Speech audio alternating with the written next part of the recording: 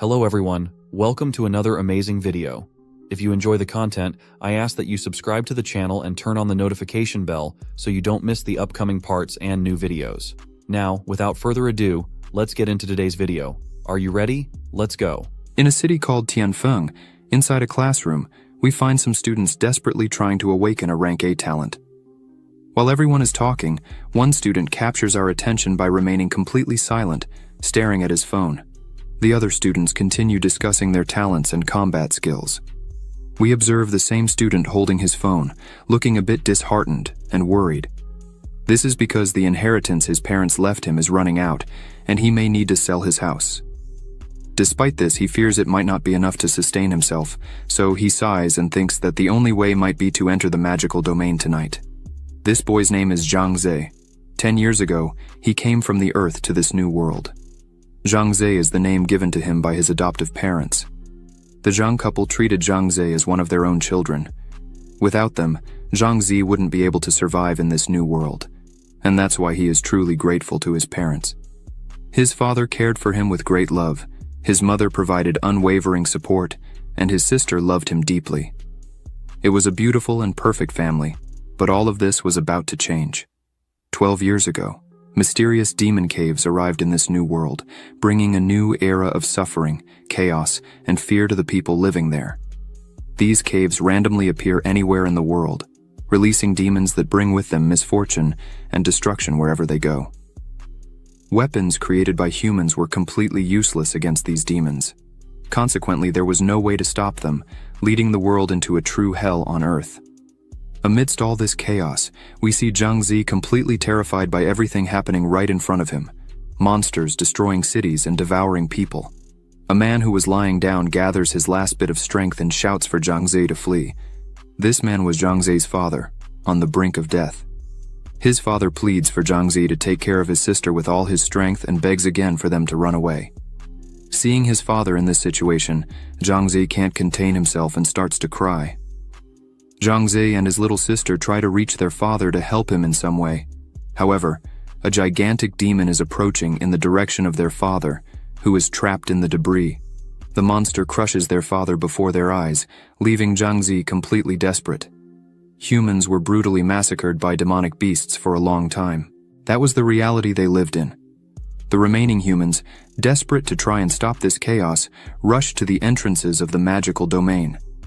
Upon entering, they discovered that people who entered became stronger than an ordinary human, and even after leaving the magical domain, those who entered still retained their newfound powers. This brought a spark of hope to everyone there, encouraging them to fight for their lives. With positive results, nations began creating magical domain fighters in an attempt to combat demons and restore peace to the world. And it was successful. The international organization known as the Magical Domain Fighters Association was soon established. The school implemented a level system for fighters, ranging from 1 to 5. The first level, the second level, the third level, the fourth level, and the fifth level. To fight high-level demonic beasts, only 5th-level magical fighters are capable of killing them. Among the 5 fighter classifications, there are 7 talent rankings that can be awakened, ranging from rank D to rank SSS. The higher the ranking of their abilities, the greater their power, making it easier to defeat demons. According to the rules, only people with rank A talent can pass the evaluation to become first-level magical domain fighters. Classes had already ended, and it was getting late. As Zhang Zhe left the classroom, he thought that tonight he would need to awaken a rank A talent in any way possible and pass all the evaluations. Upon arriving home, his sister was preparing something special for him as it was his 18th birthday. Looking at the dish his sister made for him, Zhang Zhe smiled and invited her to eat. Apologizing, his sister explained that she wanted to do something special for him since, besides his birthday, it was also the day Zhang Zhe would enter the magical domain to awaken his talent. Unfortunately, the chicken thigh turned into charred coal. Zhang Zhe approached her and mentioned that it seemed she had some problems today. Trying to take care of his sister as much as possible, he scolded her, saying she didn't need to cook every night because he had offered to do it for both of them. He emphasized that his sister's studies were their priority, so she shouldn't waste time on such things. Zhang Zi took his sister's plate, removed the burnt part of the chicken, and said that the meat was very tender and delicious. His sister's mouth watered at the thought, and she tried to grab the plate, asking Zhang Zi to leave some for her, making everything right between them. As night fell, his sister mentioned she would go to a friend's house to study. She asked Zhang Zi to be careful when entering the magical domain later. Zhang Zi told his sister that she could go, but should be back before 9:30 at night, not to worry him. As soon as his sister left, Zhang Zi looked at his watch, which warned him that he had only 10 seconds left to enter the magical domain. Zhang Zi prepared himself, thinking that regardless of whether it ended in glory or disaster, he would give it his all. His watch began emitting rays, and a portal opened around him. Upon entering, a fairy appeared, welcoming him and stating that she would be his guide. Nervously looking around, Zhang Zi asked the fairy if this was the testing ground for newcomers. The fairy told Zhang Zi to choose a name and appearance to use while in the magical domain. Zhang Zi had already thought about it, and he chose the name Asura and the appearance Masked. While picking the name and appearance, Zhang Zi thought that his friends had mentioned this was addictive, so he needed to stay alert and protect himself. His fairy guide agreed with Zhang Zi and used her magic on him, causing him to levitate, and suddenly, a new outfit appeared on his body. The fairy's speech informed Zhang Zi that they were ready to activate his talent. All he had to do was place his hands on the crystal ball in front of him, and his talent would appear automatically. A bit worried, Zhang Zi placed his hand on the crystal ball thinking that it had to be a rank A. He concentrated as much as he could and shouted for an A to come. A yellow light began to appear inside the crystal, and a huge flash occurred. Suddenly the light disappeared, and a bit of smoke came out of the crystal, leaving Zhang Zi puzzled about what was really happening. Zhang Zi asked the fairy if it was over and what his talent was. The fairy, looking at the crystal in astonishment, simply said, "E," in a surprised tone. This left Zhang Zi completely scared, asking the fairy what she meant by A, and urging her to quickly explain what was happening because Zhang Zi didn't like to feel fear in moments like this. The fairy took a closer look and said that Zhang Zi had awakened an SSS-ranked talent. This astonished Zhang Zi, who couldn't believe what he was hearing. He asked the fairy if this was really true or if he was seeing things. The fairy confirmed that the talent Zhang Zi had awakened was indeed SSS-ranked, legendary. No one in that world had awakened it before. Completely overjoyed, Zhang Zi said that if his awakened talent were S-ranked, he would already be recommended to a renowned academy with unlimited prospects. However, he awakened an SSS-ranked talent. Zhang Zi couldn't even imagine what this could offer him. Finally, Zhang Zi would be able to change his and his sister's lives. The fairy told Zhang Zi that this was the manual explaining his talent. He could read and consult it whenever he wanted. Zhang Zi's talent specifications were 0 experience to 1,000, 10 MP consumption, 60-second cooldown effect. After killing your target, you can summon a replica of it. The replica and the original are completely identical, with no time limit, and it can reach a maximum of 5 levels. Note, Level 1 summoning art can summon 10 replicas. Level 2 art can summon 30 replicas. Reading this, Zhang Zi thinks that his ability is truly sinister. He pauses for a moment to reflect and considers that if he kills a monster, he can summon it. This means Zhang Zi could create an army of monsters and lead a legion of bosses. This is really exciting. Zhang Zi decides to take a look at his character panel, which reads, Name: Asura, number C24, 751176, HP 100, MP 110, damage 1 to 10, speed 10. Attributes: Strength 10, common people have 10 points. Physique 10, common people have 10 points. Spirit 11, common people have 10 points. Agility 10, common people have 10 points. Points that can be allocated to attributes 0, skill, level 1, SSS summoning art, overall rating, beginner novice. Zhang Zi wonders why spirit is 1 point higher than that of other people. He imagines it might be because he came from another world. His fairy guide tells Zhang Zi that he can officially enter the magical domain. The fairy wishes Zhang Zi good luck. Then, the space around Zhang Zi begins to change, and a large arena appears where several people are gathered. A man and a woman call all the beginners, as they are instructors and responsible for explaining the theoretical part of the magical domain. Zhangzi is surprised by the number of people present with him, but deep down, he is happy to finally be in the real magical domain. There is a small commotion among the people, and in the midst of them, a man announces that he awakened an A-ranked talent, the Celestial Fist. Some people comment on this, expressing envy for the man who truly awakened an A-ranked talent. The other guy next to him says that his talent rating is only B, but he is already happy with that. All of this surprises Zhangzi because his talent is SSS ranked. Another student falls to the ground completely devastated and crying because his talent is only ranked D. His friend tries to cheer him up, but suddenly, one of the instructors interrupts everyone, telling them to form a line so they can get their weapons. Once everyone is in line, the instructors begin explaining that the magical domain is not just a game. When you die there, you are really dead. The instructor emphasizes that he has seen many enter thinking it would be fun and a game, and all these people met a tragic end. The instructor says it's a lawless battlefield, so they must be careful and protect themselves from beasts and other people. Liars and murderers are everywhere there, so don't trust anyone easily. The other instructor adds that everyone should remember that. To leave the magical domain, they should return to this same place, the altar, as only with the altar could they return home.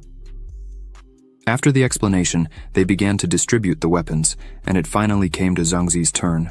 The instructor says that Zhangzi needs to register before choosing his weapon. So, she asks about his talent and ranking. Zhangzi answers that he is ranked D. The people behind him start laughing. Zhangzi thinks that there are many people there, so he hid his true ranking. People are cruel and have evil hearts. No matter the strength of your talent, you still run the risk of being stabbed in the back. So Zhangzi chose to keep a low profile until he really becomes a fighter. While Zhangzi chooses his weapon, the other men in line start mocking him. The instructor offers a long wooden bow with the following specifications. Class D, damage 10 to 20, no special effects, durability 100 out of 100. The instructor says that this bow would be good for Zhangzi since his attack is not particularly strong. At least the bow would keep him safe due to its long range. Before Zhangzi leaves, the instructor says that cautious people always live longer. After finishing the distribution of weapons, the instructor sighs with relief as it has come to an end, feeling quite tired. The instructor approaches her and asks how many people awakened A-ranked talents or higher.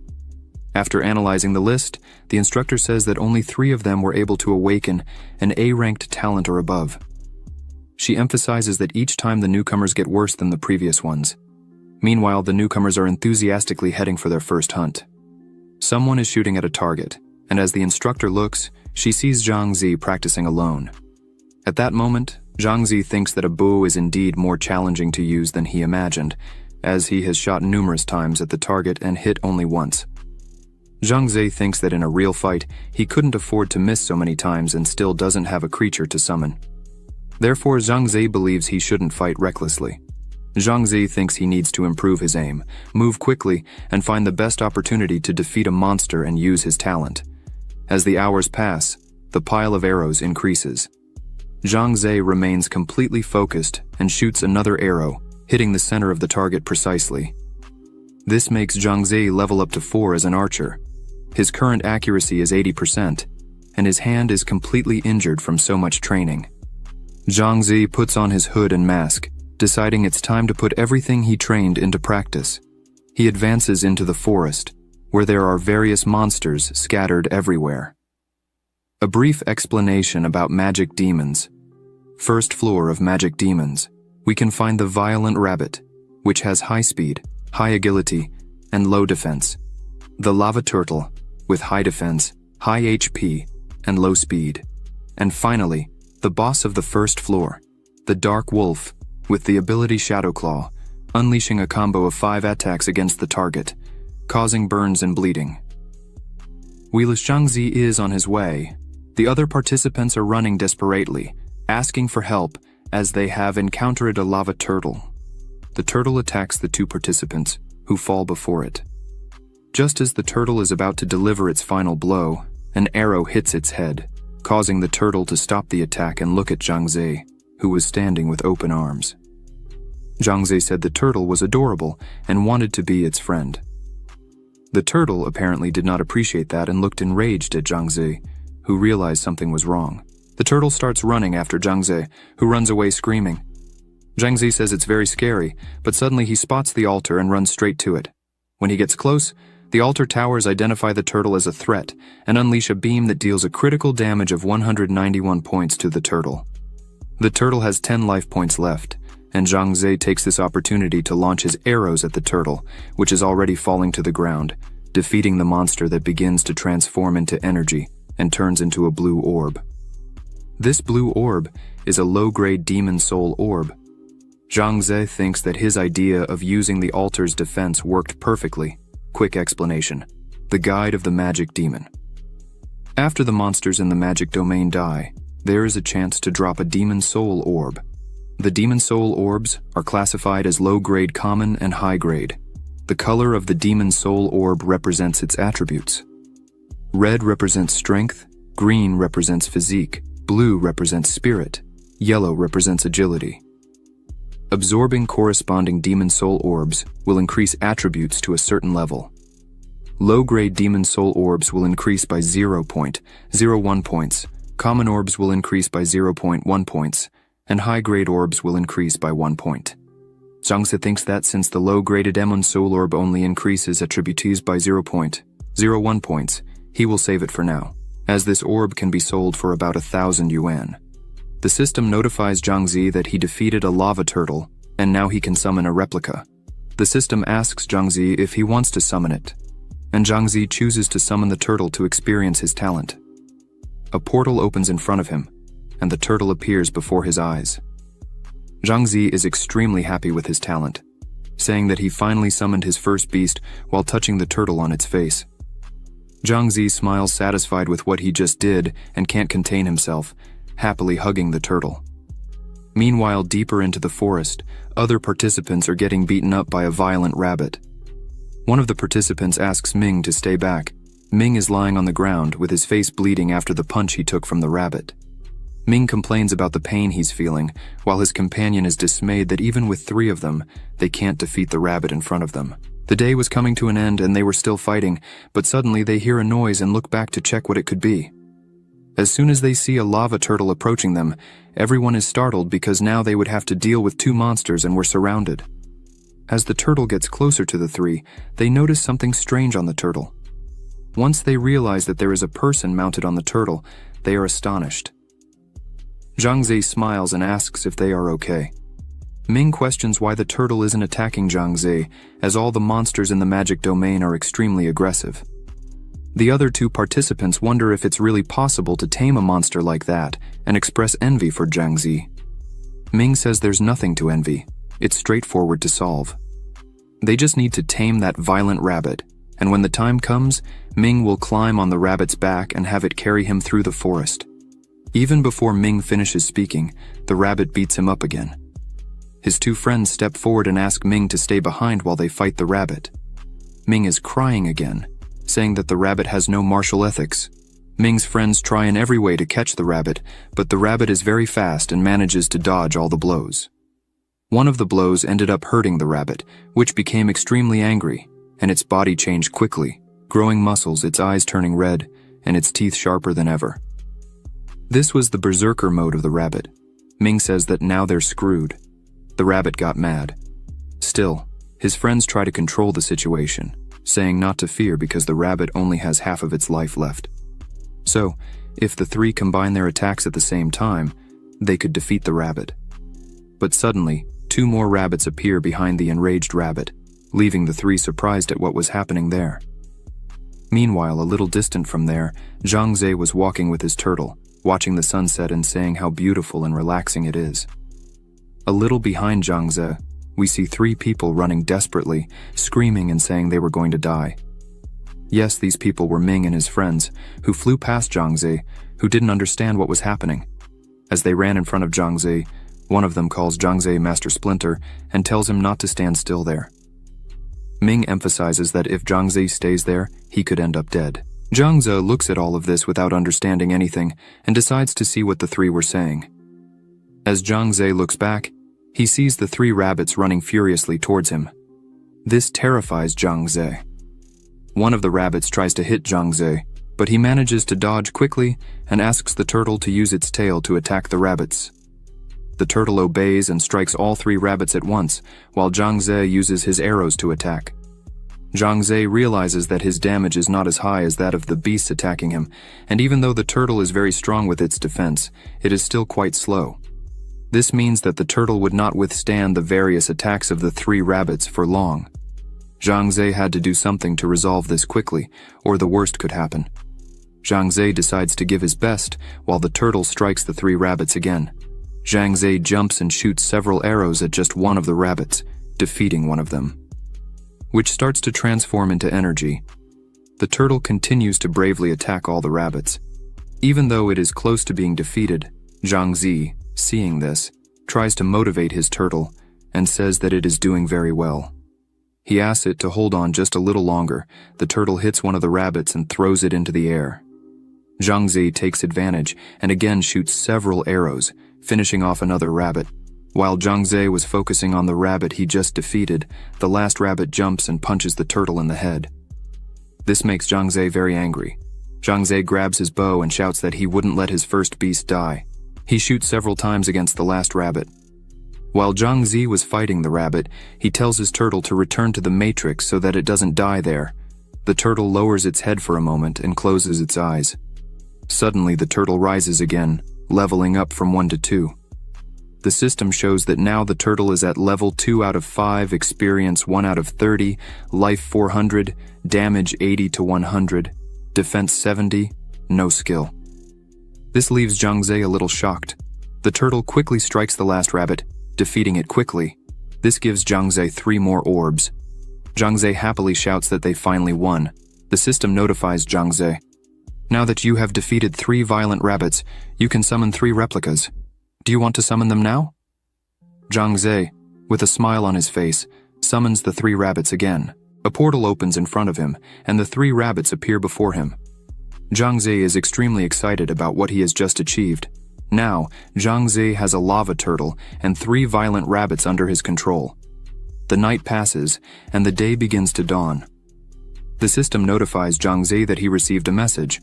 Upon opening the message, it said that all students should gather at the altar for an important announcement. Zhang Ze wonders what all this urgency could be. Everyone is already at the altar. A man begins to say that it has been a few days, so everyone should be familiar with the first floor. However, the boss of the first floor is something different that beginners wouldn't be able to defeat easily. This man says that for this reason, the academy invited a fighter from the magic domain. This woman would lead everyone so that they could defeat the boss of the first floor and open the doors to the second floor. The man asks everyone to applaud the fighter present. The fighter introduces herself, saying that her name is Liu Yueying, and her name in the magic domain is Yueying. The newcomers begin to comment on Yueying, saying that she was one of the people who awakened an S-rank talent and was recommended to the prestigious Qing Martial Arts Academy. The newcomers say that she is indeed very talented. Yueying begins to explain that the boss of the first floor, the Dark Wolf, is extremely difficult to deal with. Thus, Yueying hopes that no one underestimates it. She emphasizes that as soon as they go on the hunt, everyone there will have to follow her orders. Should anyone wish to act on their own, they will face severe punishments.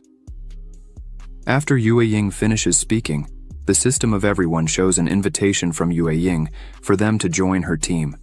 The system displays that her name is Yueying, number C2475, 10, 12, name, life, MP, damage, and speed, all are unidentified.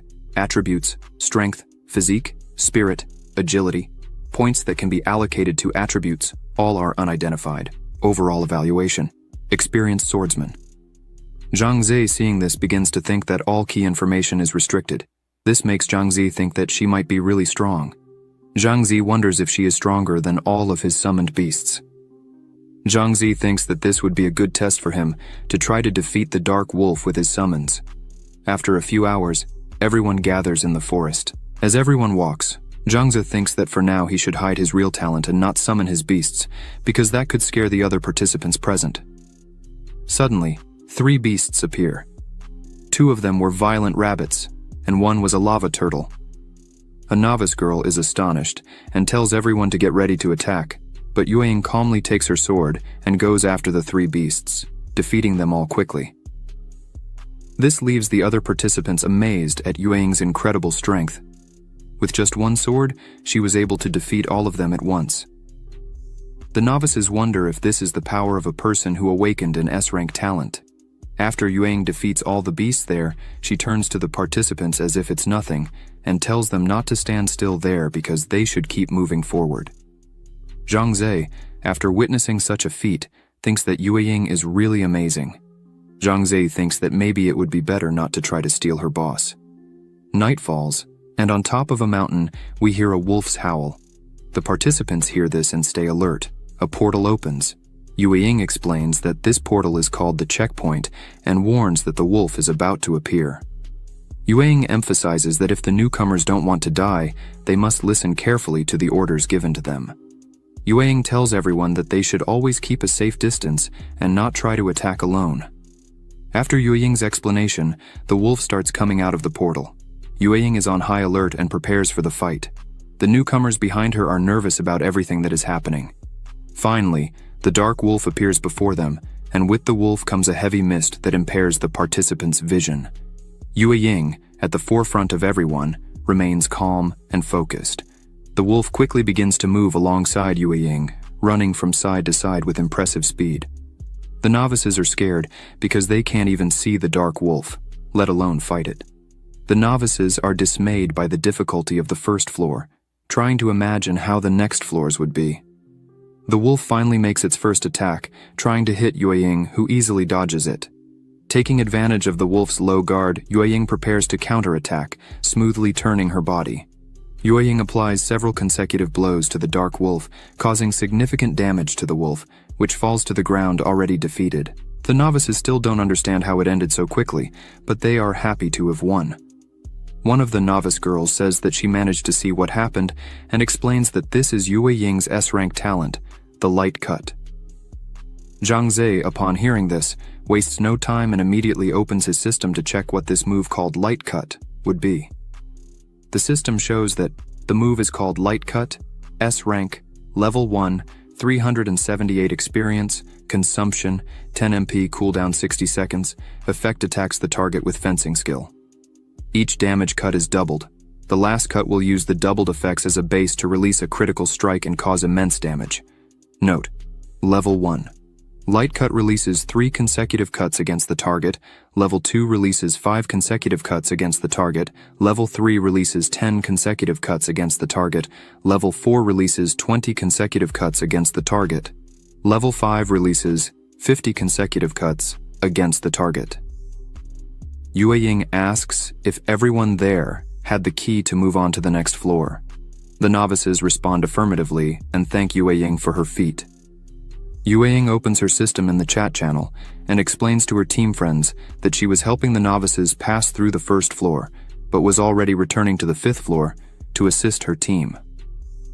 Her team members say it's okay, and will wait for her to move forward and face the boss of the 5th floor, as Yueying was the team's main damage dealer. Yueying disconnects from the system and informs the novices that they have to pass through the door as soon as possible because the boss would regenerate in an hour. Yueying says her job there is done. She will return to the 5th floor to help her main team defeat the boss of the 5th floor again. The novice notices something strange and asks Yueying to look back. Curious, Yueying turns around to see what was happening. The portal begins to behave differently. Yueying identifies this and realizes that it means the boss has already regenerated. Yueying is confused because it hadn't been an hour since the dark wolf was defeated. But Yueying begins to feel a murderous aura, something unusual for the dark wolf. Then, another wolf appears, but this is a different wolf, belonging to the elite of the dark wolves. The novices are scared by this and start questioning how it could look like an elite boss. The novice tries to reassure the other novices, saying that Yueying was there to protect them. Yueying tells everyone to run away, because if they stay there, they will only hinder the fight. While everyone is running away, Zhang Ze turns around and looks at Yueying, starting to wonder if Yueying would really be fine, as it was an elite boss. Yueying is a bit apprehensive because an elite boss is equivalent to 5 common bosses. Yueying thinks that because the boss is from the first floor, she probably can handle it. Yueying thinks that the first thing to do is to delay the elite dark wolf so that all the novice players can get out of there. The wolf quickly jumps and tries to hit Yueying, who dodges its attack and again applies her light cut move to the elite dark wolf. This time, her attack did not cause significant damage to the wolf, making Yueying wonder about the defense of this elite wolf. The wolf touches the ground and quickly turns to Yueying, advancing towards her again with incredible speed. This time, Yueying can't dodge enough, and the wolf's attack ends up injuring Yueying, causing cuts and bleeding throughout her body. The system appears and notifies Yueying. You are bleeding. 115 points of life have been lost due to bleeding. Every 10 seconds, 1% of your total life will decrease. If the bleeding continues, you will bleed to death. Yueying is frightened by the speed of the elite wolf. Even though she tries to dodge in every way, she was still wounded by the wolf. Yueying thinks that she cannot admit defeat there, so she tries to attack the wolf again, but the wolf dodges her attack and stands right in front of her. The wolf starts moving quickly and attacks Yueying again, hitting her once more. This time, the attack was accurate and threw Yueying to the ground, wounded and defenseless. The wolf prepares for its final blow. Yueying just looks at this situation without the strength to defend herself from this attack. However, suddenly, some arrows hit the wolf, causing it to stop the attack and focus on Zhang Ze, who manages to save Yueying. Zhang Ze starts waving his arms and, calling the wolf a little puppy, asks it to come to Zhang Ze. Yueying just looks at all this without understanding very well what is happening there. Yueying lowers her gaze and remembers that Zhang Ze was among the novices. Yueying wonders what he was doing there and why he didn't run with the other novices when he had the opportunity. The wolf tries to bite Zhang Ze, but he easily dodges, making it seem like a game and mocking the wolf that just missed the attack. Yueying tries to call Zhang Ze with her shaky voice and tells Zhang Ze not to provoke the elite wolf and to get out of there as quickly as possible, because Zhang Ze wouldn't be able to defeat the elite dark wolf. However, Zhang Ze continues to draw the attention of the wolf to himself while moving away from Yueying, who is lying on the ground without understanding why Zhang Ze, a novice, is doing this. He will end up dying if he continues like this.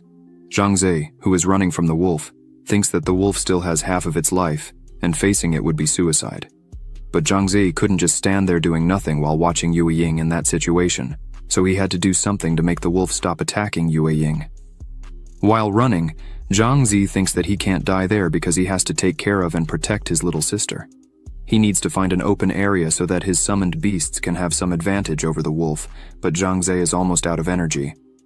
From running so much because the wolf is extremely fast, the wolf finally catches up to Zhang Ze, and as it jumps to attack him, Zhang Ze realizes in time and, with a quick move, dodges the wolf's attack, shouting for his beasts to appear. A portal opens again, and his summonings come out, standing between Zhang Ze and the wolf. Yueying, still lying on the ground, begins to think that this is absurd. A novice wanting to defeat an elite wolf. Yueying thinks that she needs to do something immediately to save him, so she begins to get up and tries to stop the bleeding while thinking about Zhang Ze, asking him to hold on a little longer. Suddenly a woman arrives and uses her green blessing power, starting to heal Yueying. When Yueying turns around, she sees that it's the little princess who is helping. Yueying asks her how she got there. Suddenly the rest of her team appears. The little princess says that everyone came. Yueying's teammates say that what she did was complete madness because you should not face an elite monster alone. She took a great risk doing that. They emphasize that even if the monster is from the first floor, it's still not something Yueying could defeat alone. Yueying looks away, a bit upset with what happened, and apologizes to everyone, saying, "I thought I could handle it alone." Another member of her team interrupts the conversation and asks where the wolf went. Yueying panics, remembering that the dark wolf was after a simple novice. Yueying shouts for them to hurry and save him. The members don't understand how a novice attracted the wolf to himself. Meanwhile, Zhang Ze was facing the wolf with all his summonings. Zhang Ze thinks that, although the wolf is very fast when surrounded by 3 violent rabbits, the wolf's movements would be restricted. Additionally, this helps the turtle, which is very slow, to land a fierce attack on the wolf. Nevertheless, the wolf is still very strong and quickly counterattacks, causing damage to all summoned beasts. Seeing this, Zhang Ze realizes that the wolf's damage is extremely high. Zhang Ze needs to do something quickly so that his summonings don't die during the battle. One of the violent rabbits also reaches level 2. This leaves Zhang Ze very satisfied. After seeing this, Zhang Ze devises a fighting strategy and orders his summonings to do exactly what he was commanding. Then, Zhang Ze orders them to surround the wolf, while the turtle holds the wolf's attack. Once the wolf is surrounded, Zhang Ze shouts for all the violent rabbits to enter berserker mode, but the fight drags on and one rabbit is killed. Shortly after, another rabbit is killed. Seeing this, Zhang Ze becomes furious because they had been fighting for a long time and the wolf wouldn't die at all. Zhang Ze thinks that if he doesn't kill the elite wolf soon, it will become a one-man army. Zhang Ze orders his turtle to attack with all its strength and shouts for the wolf to die. The turtle hits the elite wolf head-on, finally defeating it. Zhang Ze sighs in relief and thinks that this was extremely dangerous. Only 2 beasts and little life remain for Zhang Ze. As soon as the wolf dies, it drops some items, namely, Common Grade 4 Demon Soul Orb, Wolf Tooth Necklace 1, Wolf Bone Dagger 1. Zhang Ze, seeing this, thinks that it was expected from an elite wolf. Zhang Ze thinks he will keep the wolf tooth necklace, but the wolf bone dagger isn't very suitable for him. Although the dagger deals good damage, Zhang Ze doesn't like melee combat, so it wouldn't be as useful for him. The system shows that the wolf bone dagger has the following specifications. Grade C, damage 50 to 90, no special effects, durability 100 out of 100. The system also shows that the necklace has Grade C, spirit plus 0.5, no special effects, durability 100 out of 100. Zhang Ze decides to sell the dagger so he can go back and use the money to pay for his sister's treatment. Zhang Ze gets up, pats the head of the last violent rabbit, and thinks that, although he had 2 losses, it was necessary for him to capture the elite dark wolf. Then, Zhang Ze looks forward and summons his new toy, the elite dark wolf. A huge portal opens again, and the wolf appears. The system shows that the wolf has the following data. Level 1 of 5, experience 1 out of 10, life 3000, damage 260 to 380, defense 1500, skill shadow claw. Zhang Ze, seeing this, is extremely happy because its attributes are absolutely incredible. Zhang Ze thinks that the existence of this wolf on the first floor is certainly a miracle. Night falls again, and Zhang Ze decides to go back since he still has classes in the morning. After some time, the little princess finds something and notifies her entire team. Finally, they reached where the battle between Zhang Ze and the elite dark wolf took place. Analyzing the ground, they see several marks left by the fierce fight. They definitely know the novice was around. One of them goes searching but quickly returns, saying that they found nothing. Another member says there isn't much they can do. After all, the boy was just a novice. There's no way he could have survived that. He emphasizes that the novice was able to sacrifice his own life to save another person, showing a kind and brave heart. After hearing this, Yueying hangs her head in thought. Yueying simply starts walking and says that she will personally go to the school to find Professor Liu Wei. Certainly, he is the novice's teacher, so if something happened, he will know how to answer. While leaving, Yueying blamed herself for all this, thinking that if the novice really was killed there, the blame was all hers. Zhang Ze was already at his home, and apparently, today was a great day, because Zhang Ze managed to gather several orbs to sell on the trading website. Zhang Ze looks at the system and sees that he has collected 61 low-grade Demon Soul Orbs and 25 common-grade Demon Soul Orbs. Zhang Ze decides to take one of his Strength Orbs and consume it to increase his strength a bit. Zhang Ze thinks that, as the magical domain guide says, if his strength increases there, it will also increase in his real life. Zhang Ze decides that he will test this tomorrow in the school gym. The next day, as soon as Zhang Ze wakes up, his sister is already finishing setting the table for breakfast. She asks Zhang Ze to go wash up while she finishes everything. Zhang Ze tells his sister that he asked her not to spend her time cooking because he could do it. But his sister, smiling, replies that it's just breakfast, no problem. While Zhang Ze brushes his teeth, he thinks that his sister's artificial kidney was depleting. Zhang Ze needed to pay the rent as soon as possible. He also wonders if he should tell his sister that his awakened talent is SSS rank. But as soon as he comes out of the bathroom, he thinks it's better not to say anything to avoid worrying his sister. While Zhang Zhe is drying his face, his sister notices that he came home late last night. She imagines that he didn't awaken such a good talent. So, to protect her brother, she tells Zhang Zhe that the magical domain is very dangerous and says that he doesn't need to go anymore because she has an idea to pay the rent. Zhang Zhe is curious about this and asks his sister what that idea would be. His sister simply says that she has a plan for it. Zhang Zhe finishes his coffee and heads to school, but before leaving, he tells his sister that at her age, she should focus more on studying and not worry about rent. His sister bids him farewell and asks him to be careful at school. In the 5th building, students are discussing their awakened talents. One of them mentions only getting a D-rank talent, while his friend responds that he got a B-rank talent. Meanwhile, Zhang Zhe quietly walks past without drawing attention.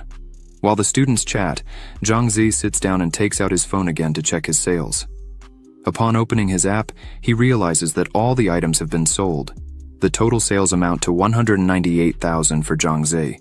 He decides to withdraw this money and plans to get more orbs when he returns to the magical domain later today. The money he earned is almost enough to buy the kidney for his sister. However, suddenly, the teacher asks everyone to be quiet and inquires if everyone is present. The students notice that Yue Ying is right in front of them. The students start commenting on her, praising her beauty, but Professor Liu Wei interrupts them and mentions an unexpected event during the intense battle against the first-floor boss. Professor Liu Wei asks who helped Yue Ying attract the wolf that day and requests the person to stand up, as Yue Ying would like to express her gratitude personally. The students begin to wonder who could have done such a thing, while Zhang Zhe simply thinks that he doesn't need thanks because he doesn't want to expose himself in front of everyone. As no one in the classroom speaks up, Professor Liu Wei tells Yue Ying that the person who helped her probably isn't from this class. Yue Ying agrees and asks the teacher to inform her immediately if he learns anything. Professor Liu Wei agrees and suggests that Yue Ying should return to her classroom for now. While the two talked outside the classroom, students speculated about the hero who saved Yue Ying. One student near Zhang Zhe says he knows who saved her. Worried, Zhang Zhe tries to disguise it and asks who his classmate was, saying that while all the novices were running, one student stayed behind, and if he remembers correctly, that novice's name was Asura. Zhang Zhe tries to navigate the situation by asking if he is sure, because Asura might have just gotten nervous and run the other way. His classmate says to forget about it, and invites Zhang Zhe to hunt some monsters tonight since he had already invited 2 girls. Zhang Zhe smiles and says he can't go because he has to work at the martial arts salon. His classmate notices something and asks Zhang Zhe if his sister needs money again. Zhang Zhe says yes, but assures that everything is fine because he is taking care of it. His classmate is reassured and says it's okay, suggesting that if Zhang Zhe enters the magical domain tonight, he should look for him. His name in the magical domain is Chubby Hunk. Classes come to an end, and Zhang Zhe goes to the gym to work. While cleaning, Zhang Zhe thinks that if he can sell a few more orbs, he probably won't need to work there anymore. While Zhang Zhe was cleaning, a group of people was looking at someone named Zheng. Everyone was praising him because Zheng had just lifted 507 caddies, 7 caddies more than required to be admitted to the prestigious Qing Martial Arts Academy. Moreover, Zheng's awakened talent is ranked A, so his future was almost certain. Zheng says that this is nothing yet, as there are many stronger people out there. His friend says he's being too modest, except for the goddess Yue Ying. Zheng was the strongest there, and he dares not compare himself to the goddess Yue Ying. Zheng says she was blessed by the gods with an S-rank talent and was recommended for admission to the prestigious academy. At the Qing Martial Arts Academy, Zheng emphasizes that he would be happy to have half of Yue Ying's strength. Once everyone leaves, Zhang Zhe is alone in the room, wondering if he is really strong. Zhang Zhe punched the machine, scoring 497 points, leaving him very pleased. Even when he trained every day before, his strength never exceeded 390. Zhang Zhe thinks that absorbing only one high-quality orb has already brought such a significant breakthrough, making him very excited. So, Zhang Zhe decides that he will definitely enter the magical domain tonight. Suddenly, a message arrives on his phone from his sister, saying that she would be going out again to study at a friend's house and would return late. She asked her brother to prepare dinner tonight. This leaves Zhang Ze a bit intrigued, thinking that his sister has been doing this every night, but for now, he doesn't have time to investigate. The most important thing at the moment is to quickly go to the magical domain and obtain more demon soul orbs. Again, we are in the arena, where several students are gathered. Zhang Ze opens the system, which shows that he currently has 3 beasts: the elite dark wolf, a lava turtle, and a violent rabbit. He has 7 empty slots for new beasts. Zhang Ze thinks that it's not a good idea to go directly to the second floor, as it is quite dangerous. First, he should master the 10 beasts on the first floor. So, Zhang Ze begins his hunt and calls his little friend to accompany him, the elite dark wolf. Zhang Ze, all happy next to his wolf, thinks that with the dark wolf's damage, he will definitely be able to defeat any monster on the first floor. But what he really wants is more lava turtles. The first lava turtle is found, and they start to fight. Zhang Ze sends his wolf to attack while he stays back with his bow and arrows. Quickly, he defeats several monsters one after another, and about an hour later, he already has an army of monsters at his command. Finally, he is ready to move on to the second floor. Suddenly, he hears some screams for help. Upon closer inspection, it's some rookies running out of a portal, and one of these rookies is his classmate Wang Yang, or if you prefer, the chubby hunk. As Yang ran, he shouted to the older brothers, chiefs, not to kill them, for they were just novices. Thus, there was nothing of value with them. However, the 2 brothers continued to chase them, saying that they already knew they were novices and also knew there was nothing of value with them. Yet the brothers wanted to kidnap them and ask for money from their closest relatives in the real world. Meanwhile, Zhang remained hidden, watching all this and thinking, once someone's identity is exposed in the magical realm, criminals can take advantage of their fake identities to kidnap them. Through blackmail, it's hard to discover who these guys really are, even if the police are called. When this happens, it's difficult to rescue the hostages, even after the ransom is paid, as the criminals still choose to kill them to keep their identities hidden. Yang screamed, saying his family was poor and had no money. Thus, he pleaded for the bandits to leave him alone. However, the bandits didn't care, thinking Yang was just lying to them. As a few hours before, Yang was with 2 girls and had said his family owned a luxury house and expensive cars. Then, one of the bandits decided to use one of his powers, and all the ground below Yang turned into quicksand. The 3 found themselves trapped, wondering which talent ability this could be. Suddenly, Yang felt something on his neck. It was one of the bandits who, with an axe in his hand, told Yang to give up his parents' contact, or he would die right there. But Yang, even though terrified, said in a trembling voice that he would not give them any contact. The bandit began to laugh and said it's always the same story. Everyone is brave until they lose a hand. Then they become very obedient. Then he raised his axe, but out of nowhere, an arrow came in his direction and hit his arm, preventing him from doing anything. The bandit turned around and shouted that there was a hidden archer around. However, the bandit was extremely furious and asked who dared to attack him from behind. Thus, Zhang appeared next to a tree. The system showed his name as Asura. He looked directly at them and asked how a bunch of trash like them dared to commit such a terrible act. Another bandit, as soon as he noticed Zhang's presence, warned the others and started running towards him. Then, Zhang began to run. The leader of the bandits went into the woods after Zhang. He said Yang and his friends would be stuck there for an hour, so they had time to catch Zhang, as he wanted to cut him into pieces. Zhang kept running while the bandits chased him, until finally, Zhang arrived where he really wanted. A place where the terrain is surrounded by 3 mountains and has only one exit. Zhang continued running into that path. But suddenly, Zhang stopped and turned to the bandits who were laughing at him, for Zhang had run into a dead end and now was trapped with no way to escape. The bandits began to smile and say that just killing him was a waste of time. First, they should take everything he has. The leader said for his group to count themselves, as he wanted to savor the torture. Zhang looked at them and asked if killing people in the magical realm prevents people from the outside from finding out. The leader of the bandits started walking towards Zhang and told him to relax, as no one would know he was going to die there. Zhang crouched down and thanked them for clearing up that doubt he had. Then, energy began to emanate from his hand.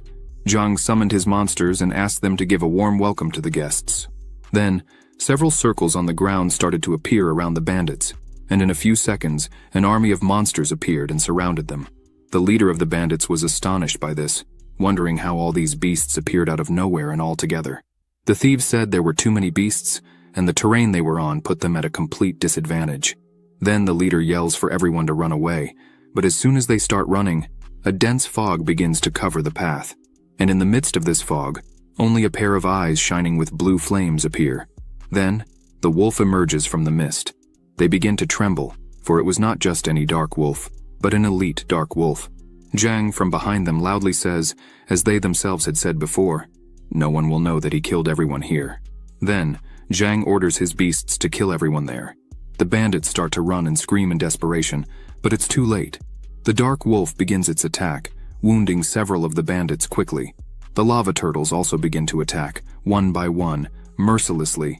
And lastly, the violent rabbits surround the leader of the bandits, and without mercy, quickly finish him off. In a few seconds, several bodies were lying on the ground everywhere, and among them, there was only Zhang. Standing, Zhang says that they had committed various crimes and terrible things, and therefore, did not deserve to live. Zhang takes advantage, and starts to collect the items the bandits had, as there was much of value there. Zhang finds a letter, and the system window opens and notifies that this item is the Berserker Talisman Grade C. The special effect is to allow a person, within 3 meters, to enter rage mode. The durability is 100 seconds and it can be used only once. Zhang thinks this could be very useful in the future, so he decides to keep it. Zhang starts to walk and says that it's enough playing around. It's time to head to the 2nd floor. Then he goes to the portal, but before he could enter, Yang and his friends come running, calling him hero. Yang says he knew he was all right, and thanks to the help Zhang had given them before, everyone there was fine. One of the girls, smiling, says she wanted to thank him personally, for he had saved their lives. Yang, crying, grabs Zhang's hand and says that kind-hearted heroes like him are very rare nowadays. Then, Yang offers 1,000,000 yuans as a reward and asks if that was enough. But Zhang responds that he doesn't need to pay him anything, for he just didn't want to see those trash harming anyone. Zhang asks them to be more careful next time, but in reality, Zhang was thinking that Yang really was very wealthy. However, if Zhang accepted that money, his identity would be revealed as soon as the transfer was made to him, so it's better to leave it as it is. Zhang says goodbye and starts to enter the portal. Meanwhile, Yang thought he was a hero. One of the girls was in love with him, thinking he was very handsome. Finally, we are at the entrance of the magical realm, 2nd floor. Zhang, seeing this, thinks he could never have imagined that the 2nd floor of the magical realm would be a cavity. Zhang was right in the middle of the arena, surrounded by other people who were shouting to form teams. But Zhang remains silent. While people were still shouting, trying to form teams, Zhang starts to read a book and thinks it's still better for him to continue alone.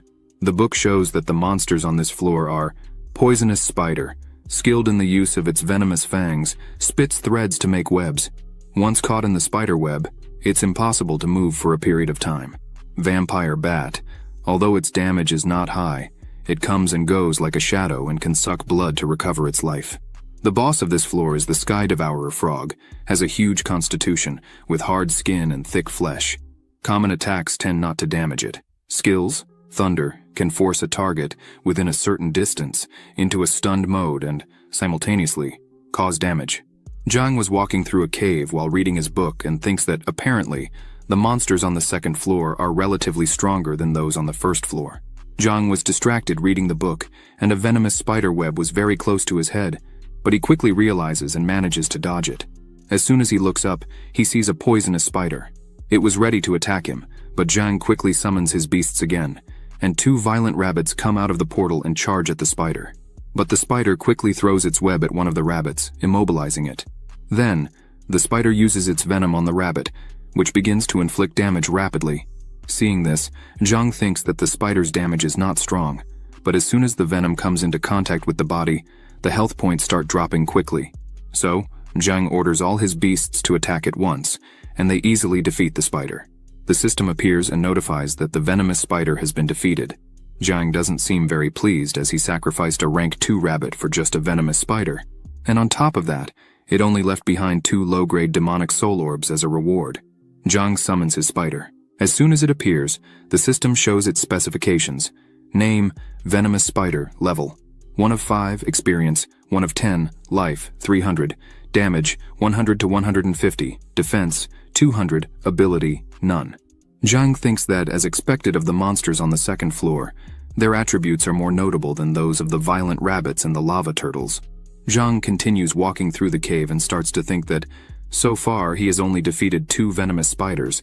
Although the monsters on the second floor are stronger than those on the first floor, there seem to be far fewer monsters. But, without Zhang realizing it, there are 4 red eyes right behind him. Then, suddenly, 2 vampire bats attack Zhang from behind. However, Zhang notices and quickly turns around, summoning his beasts again. His beasts start emerging from the portal again. Zhang thinks that, fortunately, his summoning ability has improved, allowing him to summon his beasts faster.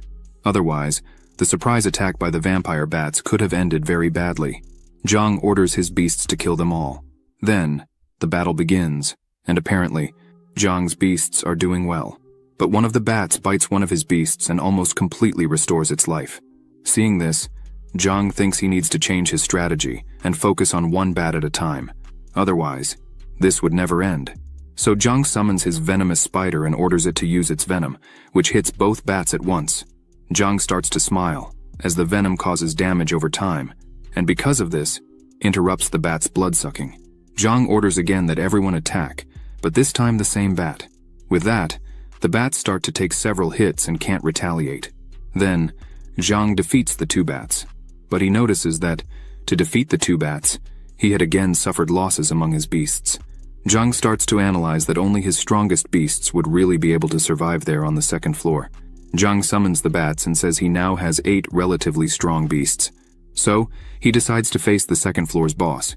But as Zhang gets closer, he realizes that everyone is there, including several people arguing over who would try to fight the second floor's boss first. Everyone there was just arguing among themselves and saying that the experts and stronger ones were on the higher floors and didn't care about a bunch of novices. Zhang just watches all this in silence. Suddenly a group of people yells for everyone there to shut their mouths. A man says he had already reserved the right to fight against the sky-devouring toad. He emphasizes that anyone who could read should just read what was written on the sign. To fight the boss, pay 10 demonic soul orbs. He adds that those who are poor wouldn't be able to fight, so they should leave. But this ends up generating more discussion, as people find it very strange. They want to charge for such a feat. However, the group that was charging says they also had to pay fees, so they ask once more if anyone else would like to fight, as there was still 1 spot available. Zhang raises his hand and says he would fight. Zhang says that unfortunately, he does not have the 10 demonic orbs, as he had entered the magical domain just yesterday. However, Zhang offers payment in gold, offering 10 gold bars. The man who was charging asks if it was really gold. Zhang confirms, saying his family is wealthy. So if they allow him to enter and fight the boss, payment would not be an issue for them. The man hugs Zhang and says it's good this story isn't a lie, because if it turns out to be false at payment time, the consequences would be unimaginable. Zhang tells him not to worry, as he wouldn't dare lie about something so serious. Then, the man agrees and calls Zhang, saying he would show him where the second floor boss is located. Zhang thinks it's been too easy to deceive them, so the group starts moving through the cave. As they reach the end of the cave, there's a man standing there. The group leader calls this man Captain and says that since everyone is here, they could proceed to face the boss. The system opens up and reveals this man is named Super Money Machine Man. His rating is that of an experienced fighter. People start thinking that, from what they've learned, anyone with experience in their rating can't be weak. Another man beside him emphasizes that it's better for everyone to stay close when the captain is fighting the monster, to pay attention and obey every command of his. With the whole team formed and together, they advance again. Zhang is surprised by the place, as there's another tunnel on this side of the cave. The captain says this is a world of its own, and right ahead of them there's a huge frog, which is the boss of the second floor. Zhang is stunned by what's in front of him, as the frog is indeed large and has a terrifying appearance. Zhang can't believe the size of the monster. The captain starts to take off his shirt and asks others to keep their distance, as he's going to start the fight. The captain jumps towards the frog, and fire begins to emanate from his hands. He starts a fierce and quick sequence of punches on the frog. Those watching think the captain is truly extremely powerful. Another group member says that with just this sequence of punches, the frog's life dropped by a third while the captain fought. His specifications appear in the system window. Flaming Punch A, Level 1. Experience, 612 of 1000. MP consumption, 10. Cooldown time, 60 seconds. Effect, unleashes numerous consecutive attacks in a short time. Note: Flaming Punch Level 1 unleashes 10 consecutive punches in a short time. Flaming Punch Level 2 is 30 consecutive attacks in a short time. Flaming Punch Level 3 is 50 consecutive punches in a short time. Flaming Punch Level 4 is 100 consecutive punches in a short time. Flaming Punch Level 5 is 300 consecutive punches in a short time. Meanwhile, the fight continues, and the frog launches a giant fireball, but the captain easily dodges it. The explosion from the attack, as soon as it hit the wall behind, startled the other group members. The captain uses his flaming punch again and starts rapidly striking the frog's head. Zhang, seeing this, thinks the frog still has half its life, so he needs to calculate perfectly to land a fatal arrow and deliver the last blow to the frog. The captain prepares to kill the frog and shouts for it to die. While the captain was finishing off the frog, Zhang saw the opportunity he had been waiting for. So he takes his bow and arrow, aims carefully, and fires. The arrow hits the boss frog's eye, but it wasn't enough to kill it. However, the frog becomes enraged and knocks down the captain. The boss frog is now focused on Zhang. The group leader said they were supposed to stand aside and do nothing. So, why did this boy try to do that? Another group member from behind shouts, saying they shouldn't let Zhang kill the boss frog, because if that happens, all the rewards would go to him. The frog starts chasing Zhang, but as the group was about to do something, the captain stands in front of the portal and crosses his arms, saying no one should do anything because a novice tried to steal the rewards. So, he should die. The captain orders everyone to stand still there while the frog burns Zhang alive. Zhang hears this and becomes a bit apprehensive. The members obey their captain and stand still, commenting that this guy, with just a bow and arrows, is overestimating himself, trying to face the boss alone. Clearly, he is asking to be killed. The difference in strength between them is obvious. Any fool can see that it's not worth taking such a risk. Greed will kill him. Even if, by some miracle, he manages to defeat the frog boss, he won't make it out of here alive. While they just watched, Zhang was fiercely fighting the frog boss, easily dodging the boss's fire attacks. But as soon as the frog boss would be killed, the captain and his team would not let Zhang leave there alive. Tired of hiding, Zhang decides to use his innovations. Then, his crossbows appear surrounding the boss. This surprises everyone there with such a skill. The captain starts to watch attentively, as he had never seen or heard of a talent as strong as this. The monsters start attacking the frog boss. A notification appears saying the frog boss is weakened. Zhang takes advantage of this situation and starts firing several arrows that hit the frog boss right in the face. The system notifies that the boss has been defeated. Zhang starts to laugh. This leaves people astonished that Zhang actually managed to defeat the boss without even a scratch. They thought this impossible, for Zhang was just a novice. In front of Zhang there were several orbs, but as he was collecting the rewards, the whole group comes close to him saying, now it makes sense why he had tried to steal the boss, because he really had a trick up his sleeve. The whole group surrounded Zhang, saying he should return all the rewards he had collected, and still give the 10 gold bars. Otherwise, he wouldn't leave there alive. Zhang says he can't believe what he's hearing. How they dare say something so ridiculous, since they blocked the entrance and charged an exorbitant amount for people to enter. If you hadn't done that, clearly Zhang would have defeated the monster alone just the same. So why should Zhang comply with what you want? Zhang points out that he had a great loss in this battle, as a lava turtle, a venomous spider, and a vampire bat died. However, there is still the elite shadow wolf, so defeating all of you won't be a big problem. The captain catches Zhang's attention, saying his talent really is something incredible, but unfortunately, it's useless. Then the captain jumps and with just one strike kills Zhang's vampire bat. The captain says it doesn't matter how many beasts Zhang can summon. When facing a true expert, they are worth nothing. Zhang gets angry and says he just wanted to kill the boss, grab the key, and go back. But now things have changed. You are forcing me to do what I didn't want to do. But when the fight was about to start, someone from the back shouts for them to stop what's happening. This person shows a badge, saying he is a member of the disciplinary committee of the Magic Domain Administration team, and for that reason he has the order. The system shows that the name of this person is Divine Retribution Network. Zhang thinks it's strange to see this man there, as the disciplinary committee is a senior administration team. They conduct secret investigations to collect evidence and look for non-compliant teams. Although his position is not very high, they possess great authority. Seeing this, Zhang thinks he can relax a bit. One of the captain's subordinates says that if this guy reports everything they did there to the senior section chief, they would be lost. So they should fight with everything they have against them. The council agent says he had already recorded everything they did and would pass it on to the superiors. Then, he asks for everyone there to surrender peacefully. The captain smiles and says that unfortunately they wouldn't have that opportunity. The Magic Domain Administration agent gets a bit scared and asks if they intend to cover up the case by killing them there. And suddenly, Zhang and the agent were surrounded. The agent takes his weapon and tells Zhang not to be afraid, as he would protect him. The agent tells Zhang that the talent he has shown is something unparalleled and very promising. As soon as they manage to get out of there and arrest everyone, the agent says he will introduce Zhang to the committee. Then the fight begins. One of the captain's henchmen rushes forward, but the agent uses his ice beam and freezes him instantly. Another henchman is surprised, as the agent has an A-rank talent. However, the captain says they need not worry, as they have the numerical advantage and the recharge time for that ability is 60 seconds. This would give them the upper hand. The captain orders all his henchmen to attack at once. They charge fearlessly, but the agent skillfully dodges one of their blows and counterattacks with a kick that sends the henchman flying. The agent smiles and says he was an honor student who graduated from the Tongchuan Martial University. Did they really think he was just a four-eyed nerd? The agent emphasizes that reinforcements would soon arrive. So, it's better for everyone there to surrender at once, as none of them can escape legal sanctions. But they continued mocking, saying in their wildest dreams they would not surrender. Then, this man named Lao San uses a spell on the captain's body, who thanks him for it. The captain then quickly jumps with his hands on fire towards the agent, who uses his ice beam again. But it has no effect, as the spell Lao San used on the captain is a B-rank magical resistance spell.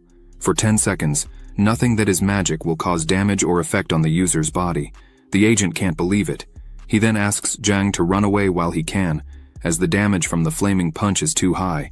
They wouldn't be able to withstand that attack, but the captain says none of them would escape there alive. The captain prepares his strike and yells for them to die.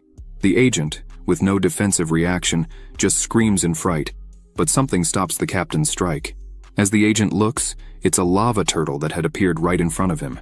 On top of the turtle, a venomous spider had thrown its web at the captain to hold him for a while.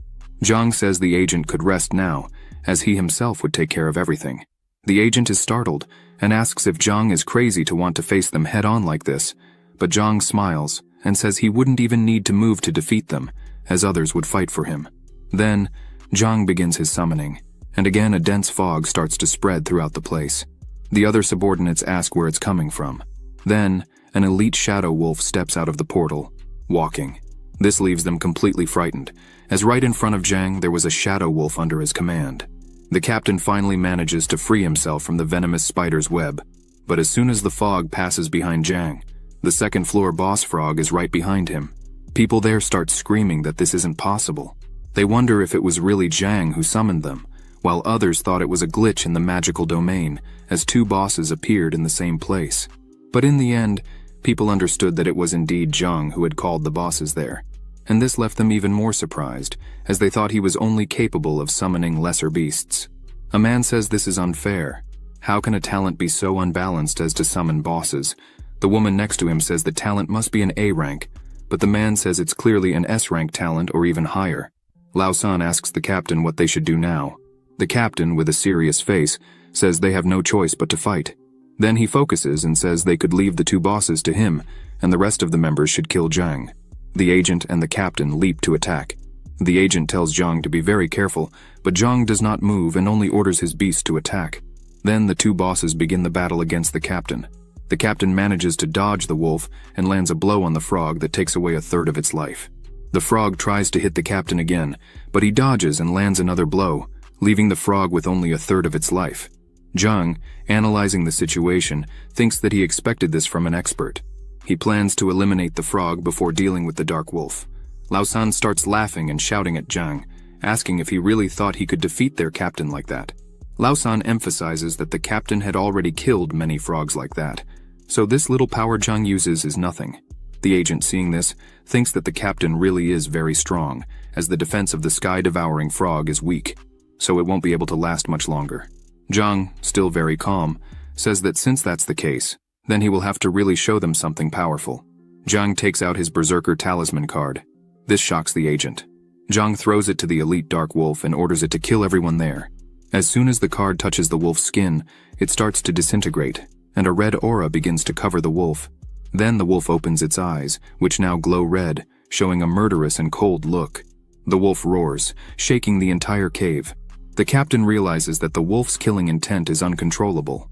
Lao San and his friends realize that the wolf is clearly out of control and has entered berserker mode. The wolf, standing in front of the captain, drooling with the desire to kill. The captain, looking at the wolf, starts to think about how it entered berserker mode without the captain having attacked. He starts to run. As he runs, he looks back and thinks that clearly an elite dark wolf in berserker mode would be impossible for him to defeat. So, to save his life, the captain decides to flee. Zhang looks at this and asks if the captain really is going to try to flee, as now it seems a bit too late to try to escape. The wolf catches up quickly, and a strong fog covers all of the captain's vision. Then, several attacks begin, and the captain starts to take damage, one after another, without the slightest chance of defense. The captain continues to receive all the hits from the dark wolf. Lao San screams for his captain, but their captain falls to his knees, and with a trembling voice, begins to wonder if this kid is really that powerful. The captain understands that all this is his fault, for he completely underestimated his opponent. Then, the captain begins to fall, and the system notifies that he has just been killed. Lao San and his friends are trembling with fear and say that this kid is terrifying. They need to get out of there as fast as possible. So they start to run, but the red eye of death is behind them. The wolf begins to attack one after another. Then, Zhang calls his beast back and says that this was just a lesson for everyone there. The agent thinks that Zhang's talent is something scary. Such a talent must be controlled by the government, otherwise the consequences will be unimaginable. After everything is over, the agent's reinforcements arrive at the location. The agent says that they were there, and now all those who remained would be arrested.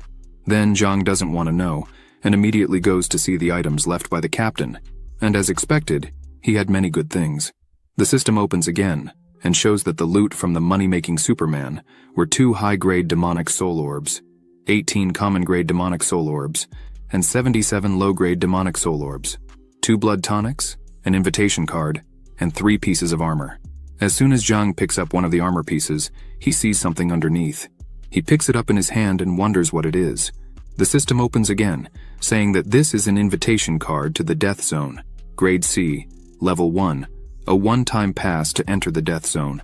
Zhang doesn't understand very well what this Death Zone is, as there was nothing written about it in the Magic Domain Guide, but Zhang decides to leave it for later. First, he needs to absorb those high-grade orbs. The agent runs up to Zhang, saying that he had been amazing just now. The agent asks Zhang if he has any interest in joining the Magic Domain Management team to serve the nation. Zhang apologizes, but declines, saying that unfortunately, it doesn't fit into his plans at the moment. The agent is a bit confused by this response, but understands and says that everyone has their goals in life, so he would respect that decision. The agent writes down his contact number on a piece of paper and hands it to Zhang, saying that if he changes his mind, he just needs to contact him through this number. Zhang thanks him again and says he will think it over. As Zhang turns to enter the portal, the agent shouts that he needs to say one more thing before he goes. Zhang turns around. The agent says that no matter how strong Zhang becomes in the future, he should always remember that the blood of Great Xia flows within him. So the agent hopes that Zhang won't do things that would disappoint the nation and its people. Zhang turns back to the portal and says he can rest easy, because he is also a citizen of Great Xia. After that, Zhang enters the portal that leads him to an ecosystem entirely different from the previous one.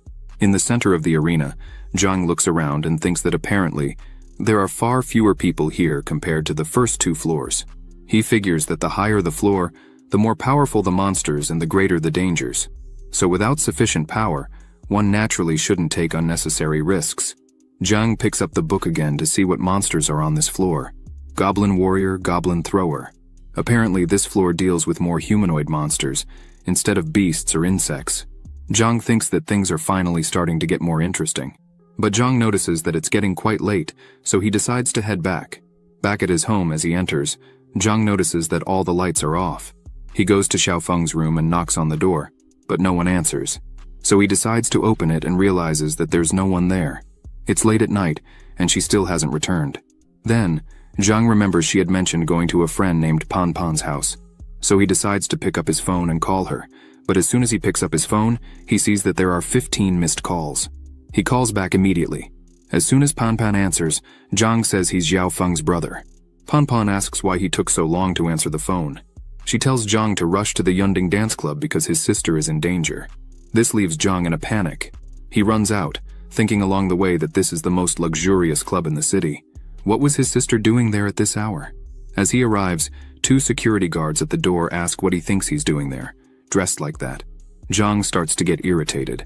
Several things go through his mind at that moment. He thinks she was working in that place, but that doesn't matter at the moment, because if anyone dares to touch her, no one would be spared. Quickly, Zhang knocks down the 2 security guards in a matter of seconds and continues running into the club. Inside the club, there are some people, and a man is telling them to stop the nonsense and accompany young Master Chung for a drink. So why was she making all this fuss? The man offers a card saying there's 10,000 in it, so she should just get on with it and start drinking. He throws the card on the ground and says that if she works there, she's a nobody, so it's better to stop joking and do what he's telling her. Her friend steps in front of Xiaofeng, saying she would accompany Chung instead of Xiaofeng, but the man pushes the employee, saying Chung had already chosen the other girl, so that's what he would have, period. The man touches Xiaofeng's face and starts yelling at her, saying she should serve their distinguished guest well. Otherwise, suddenly, someone from behind asks what would happen if she didn't do that.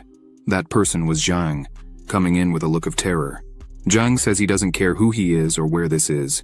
If anyone dares to touch a hair on his sister's head, he would break both legs of anyone daring to do so. Xiaofeng screams for her brother. A man from behind asks Zhang how he dares to offend the Tianqing group. Does he not fear death? The people around think that now Zhang was screwed, as he was messing with the Tianqing group. Xiaofeng's friend thinks that things are definitely out of control, as the Tianqing group has a lot of influence in Zhangbei, not to mention that they have hired many fighters from the magic domain. Zhang bends down and picks up the card from the ground.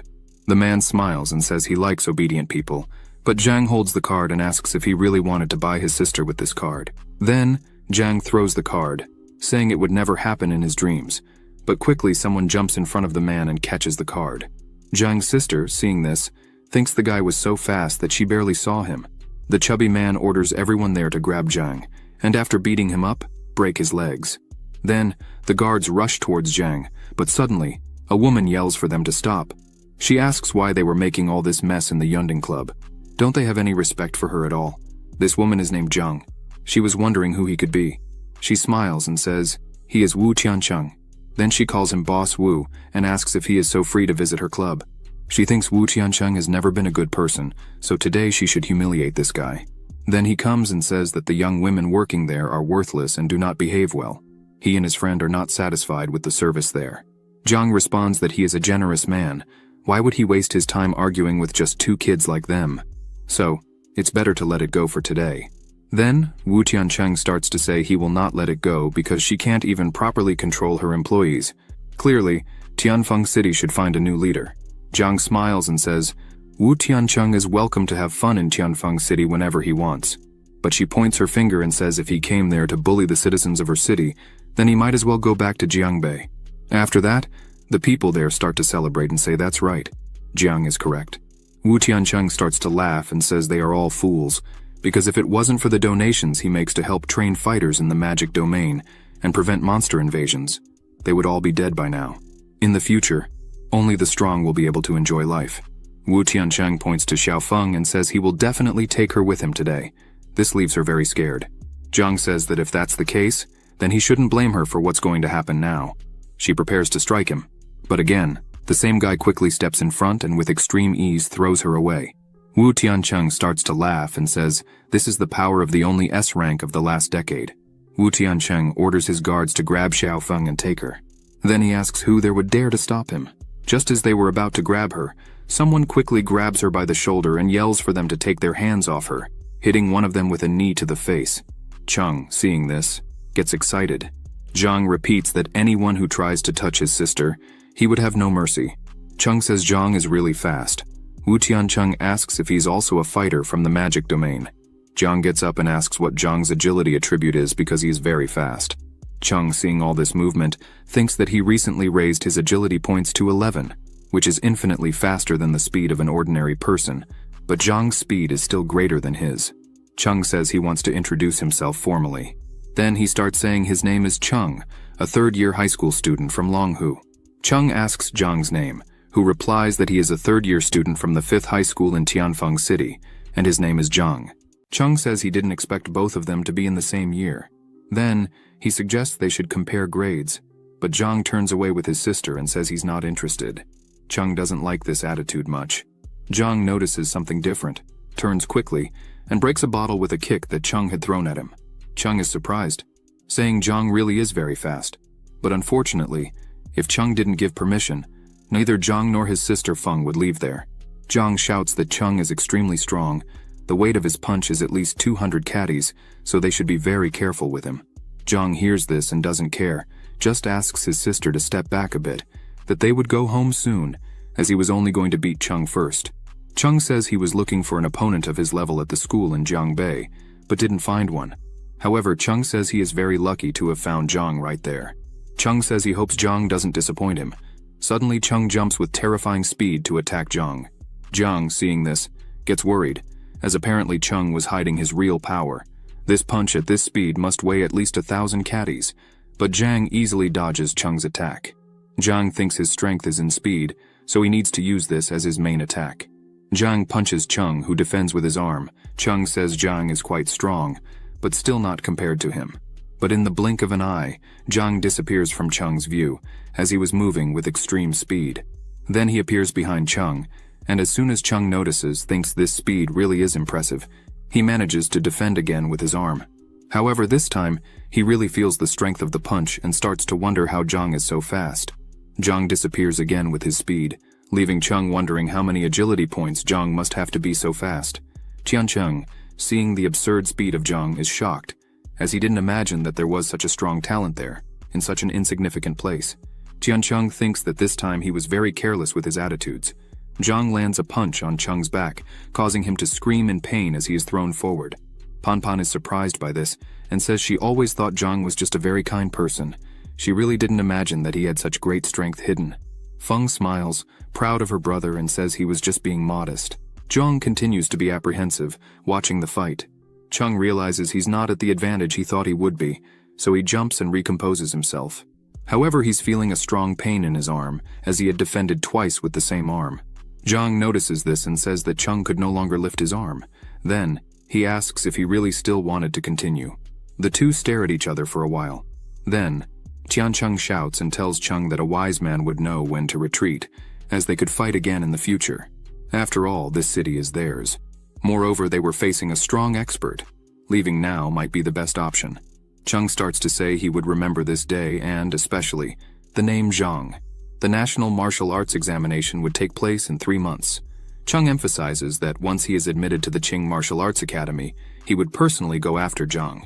Zhang smiles and says that's a coincidence, as he was also planning to enter the Qing Martial Arts Academy. Zhang says they might even be classmates there. Chung gets annoyed by Zhang's calmness and starts shouting that, although Zhang was an extremely fast person, his physical strength and spirit were below standard. Chung also highlights that Zhang's financial life was crap.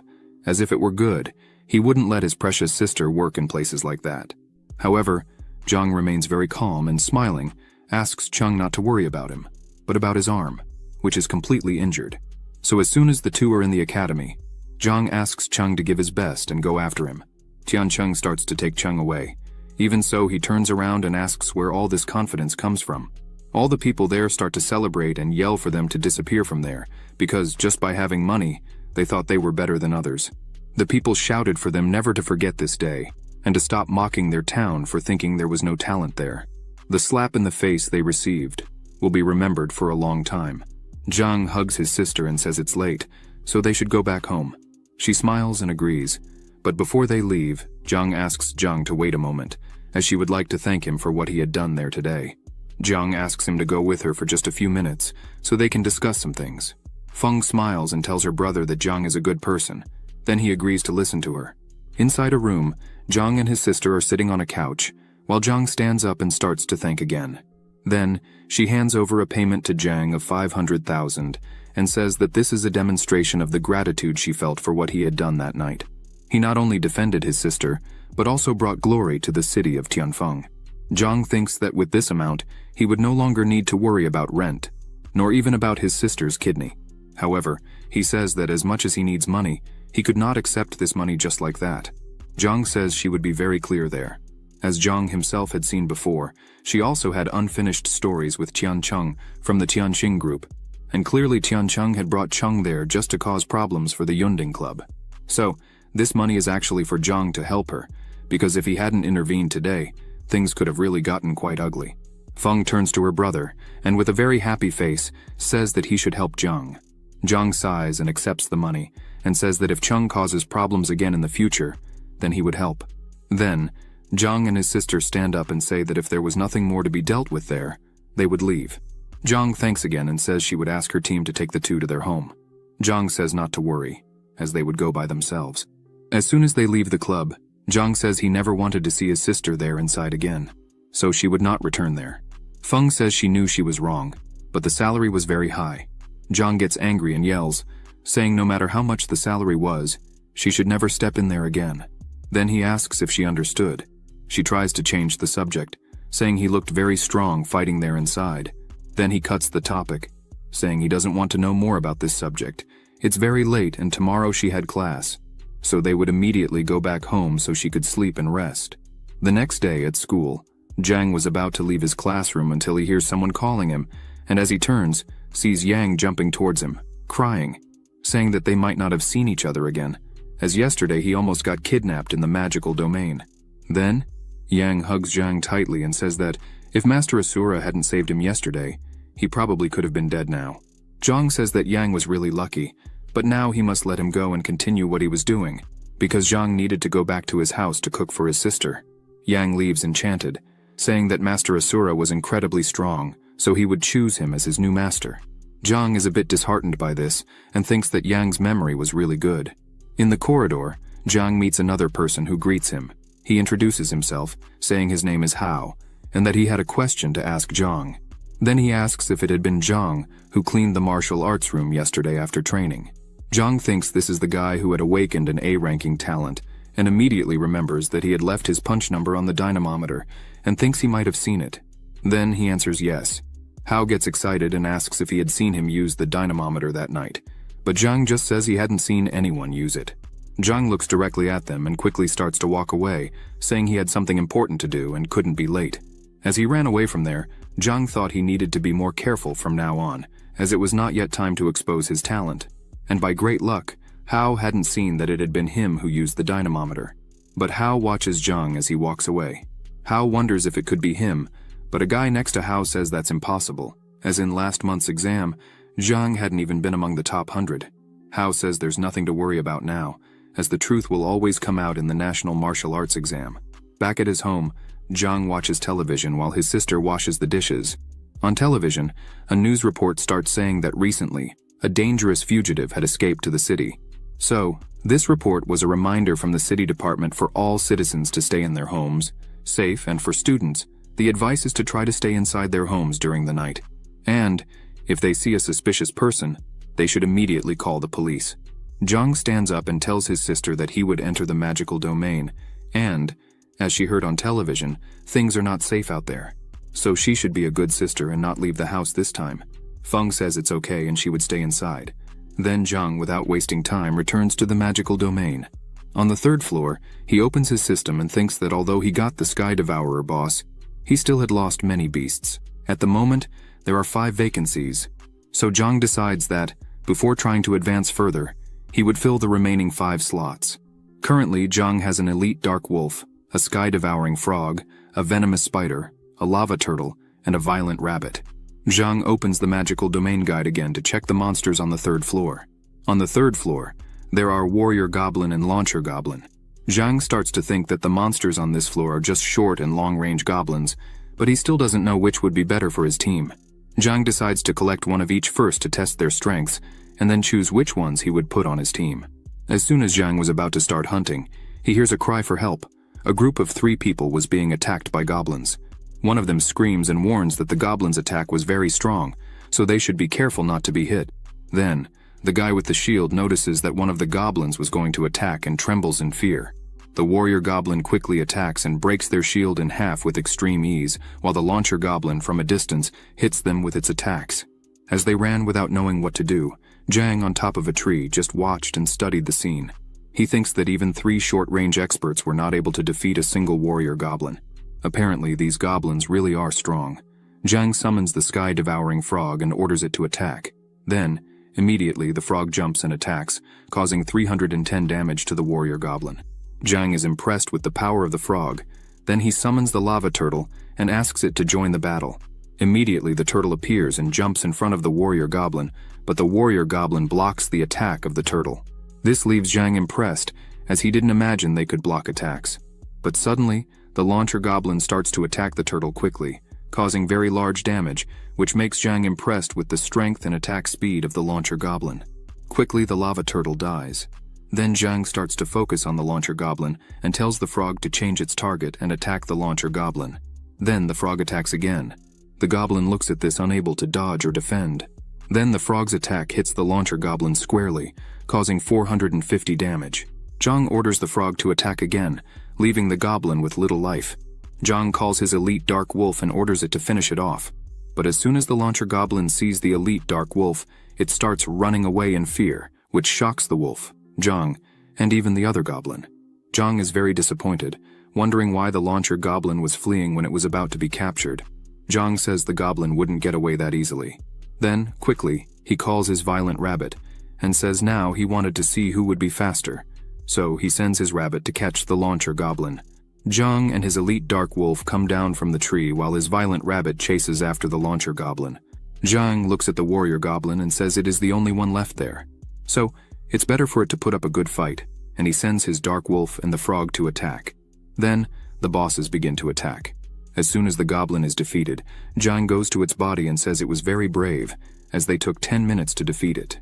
Then, after the death of the goblin, Zhang summons it so he can analyze its attributes. So, as soon as the goblin is summoned, Zhang opens the system which shows the attributes. Name, Warrior Goblin. Level, 1 out of 5. Experience, 1 out of 10. Health, 450. Damage, 240 to 290. Defense, 300. Ability, none. Zhang notices that the damage and defense of the goblin are really notable. However, this was expected for a monster of the 3rd floor. Although the goblin has no abilities, its attributes are greater than those of the level 3 violent rabbit. As soon as Zhang touches the name of the violent rabbit, he notices that the rabbit hadn't returned yet. So he decides to look in the system, and the system shows that the violent rabbit was dead. Zhang wonders what happened and how his rabbit died like that. But suddenly, he hears strange noises coming from behind a bush. Then, several goblins appear at once, screaming, "Chitter squeal," and charge at Zhang, who seeing this gets scared and thinks that now the situation was really going to escalate, as the goblin that had escaped earlier had called his partners. Zhang decides to run, as this number of goblins would easily kill his beasts, so he stores all of them and starts running towards the altar. But the goblins stop at a distance and stay there. Zhang thinks that these goblins are really very intelligent, as they even know that the altar would kill them if they got closer. The other people who were at the altar began to wonder how Zhang had called so many goblins like that. Zhang, on top of the altar, taunts the goblins. The goblin that he had hit previously shows him the finger. Then they start to retreat from there. After that, Zhang sits on the edge of the altar and thinks that these goblins are different from other monsters. Besides knowing how to flee, they also know how to call large amounts of reinforcements. So, the safest way to deal with them is not giving them the opportunity to flee. Zhang wonders how he would do that, as they are quite fast. Then Zhang remembers something. He quickly stands up and thinks that probably this would work. The people around him even startle. A few minutes later, Zhang was on top of a tree again, watching 2 goblins standing still. Zhang hides better behind the tree to avoid being seen, while he continues observing. Seeing a pair again, he thinks that the teams are fixed and divided into short and long range. Zhang then thinks it's time for him to show something entertaining. Zhang starts to call his beasts, and orders them to start attacking the short-range goblin. Zhang takes advantage and sends the dark wolf and the frog to attack the launcher goblin. Quickly, the warrior goblin dies. Zhang looks at the launcher goblin and smiles, saying that now he couldn't do anything against them. Then they face each other. Zhang smiles and says he was the last one. The dark wolf growls at the goblin, which is low on life. Then the goblin starts running again, leaving the wolf behind, but Zhang had anticipated this. So he starts to summon his beast, the venomous spider, and orders it to hold him with its web. Quickly, the spider jumps and manages to hold him with the web. Then, Zhang with his beasts surrounds him, and he asks why he is not running now or calling for reinforcements. Zhang orders his beasts to finish him off. The goblin trembles in fear, but there isn't much it can do. After a few minutes, Jang is with the system open, looking at the attributes of the launcher goblin, and is impressed with the launcher goblin's damage. The system shows the following attributes: name, launcher goblin, level, 1 out of 5, experience, 1 out of 10, health, 300, damage, 290 to 330, defense, 280, ability, none. Zhang says the attack of the long-range goblin is almost as strong as that of the dark wolf. No wonder their attacks hurt so much. After seeing the attributes of both goblins, Zhang decides that he would catch some more. So he calls his beasts and says they would exterminate the goblins. Then, they start hunting the goblins, and easily Zhang goes killing them one by one. Zhang, seeing the spider using its web, thinks that these skills really are very useful. He will have to learn to use them more frequently from now on. Zhang continues capturing goblins. In the last encounter, his level 3 lava turtle dies, but that was what Zhang wanted, as this way he could replace it with another goblin. Currently, Zhang has a small army of beasts, consisting of 7 goblins, 3 of them launchers and 4 warriors, an elite dark wolf, a sky-devouring frog, and a venomous spider. And with this, Zhang thinks he can take a look at the 3rd floor boss.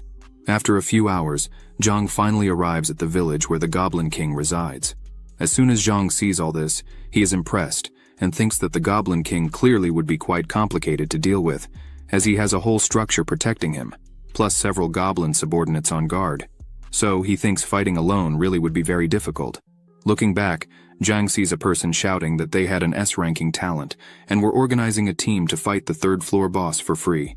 The team would consist of 100 people and was almost full, so there were only a few spots left. Zhang, seeing this, thinks there are many people who take novices to get rewards by killing monsters and defeating bosses.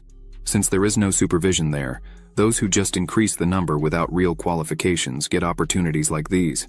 These scammers are very common around there. Sometimes the people who accompany them can even lose their lives due to the recklessness of the leaders. Zhang thinks they are just a bunch of fools, but the man with S-ranking talent calls Zhang and asks if he had any interest in joining his team, as there were still 5 spots available. The man says it's all for free, and that the items the monster drops would also be theirs, as he wouldn't want anything. Zhang thinks there are many people there, so it wouldn't be so difficult. He could enter with his summoned beasts.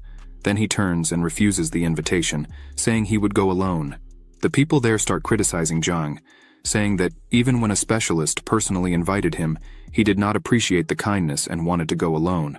Some said he was crazy, as if he went in there alone, he would end up dying. After analyzing the entrances, Zhang finds one with few goblins, so he thinks it would be his best chance of victory.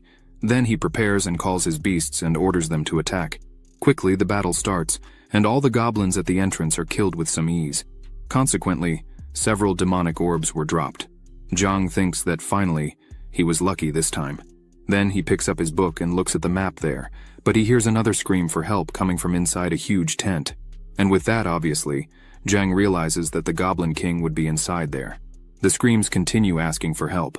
Zhang is a bit confused, as by the time it was impressive that a person was already in there, fighting against the Goblin King. Inside, the people from the previous team were being attacked, and those who remained were running and screaming that the goblins were killing everyone there. The Goblin King attacked along with his subordinates without the slightest mercy. Suddenly, those who remained were surrounded. Zhang takes a look and sees the people being attacked and thinks that it is indeed the group he had seen before. But something was strange, as the man in the purple cloak, who claimed to be the team leader, was not helping them. Meanwhile, the fight continued. The goblins attacked furiously, finishing several quickly, and consequently, all those who listened to that man ended up dying there, leaving none of them alive. The Goblin King sits back down, laughing, while the bodies of the novices who were killed turned into orbs. Zhang, seeing this, says he now understood everything. That man before did not have an S-ranking talent. He just led them all there so they would die. After they were all dead, he planned to return and steal the orbs and items left by those who died there.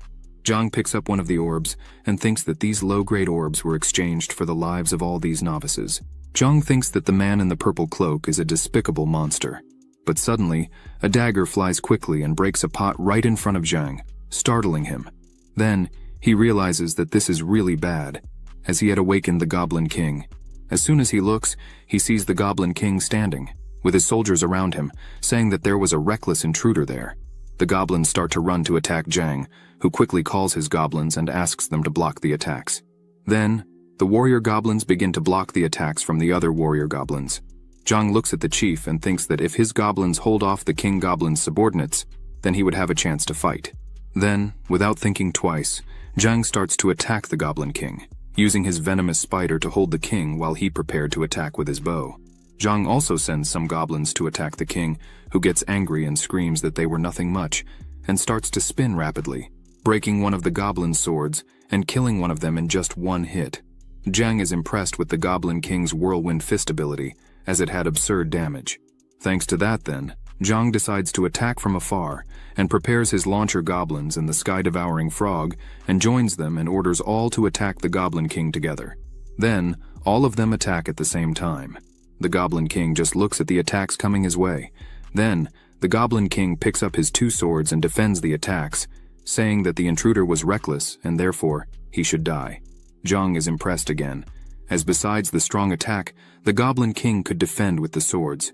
Besides the fireball from the sky-devouring frog, he can block other physical attacks and weaken their damage by half.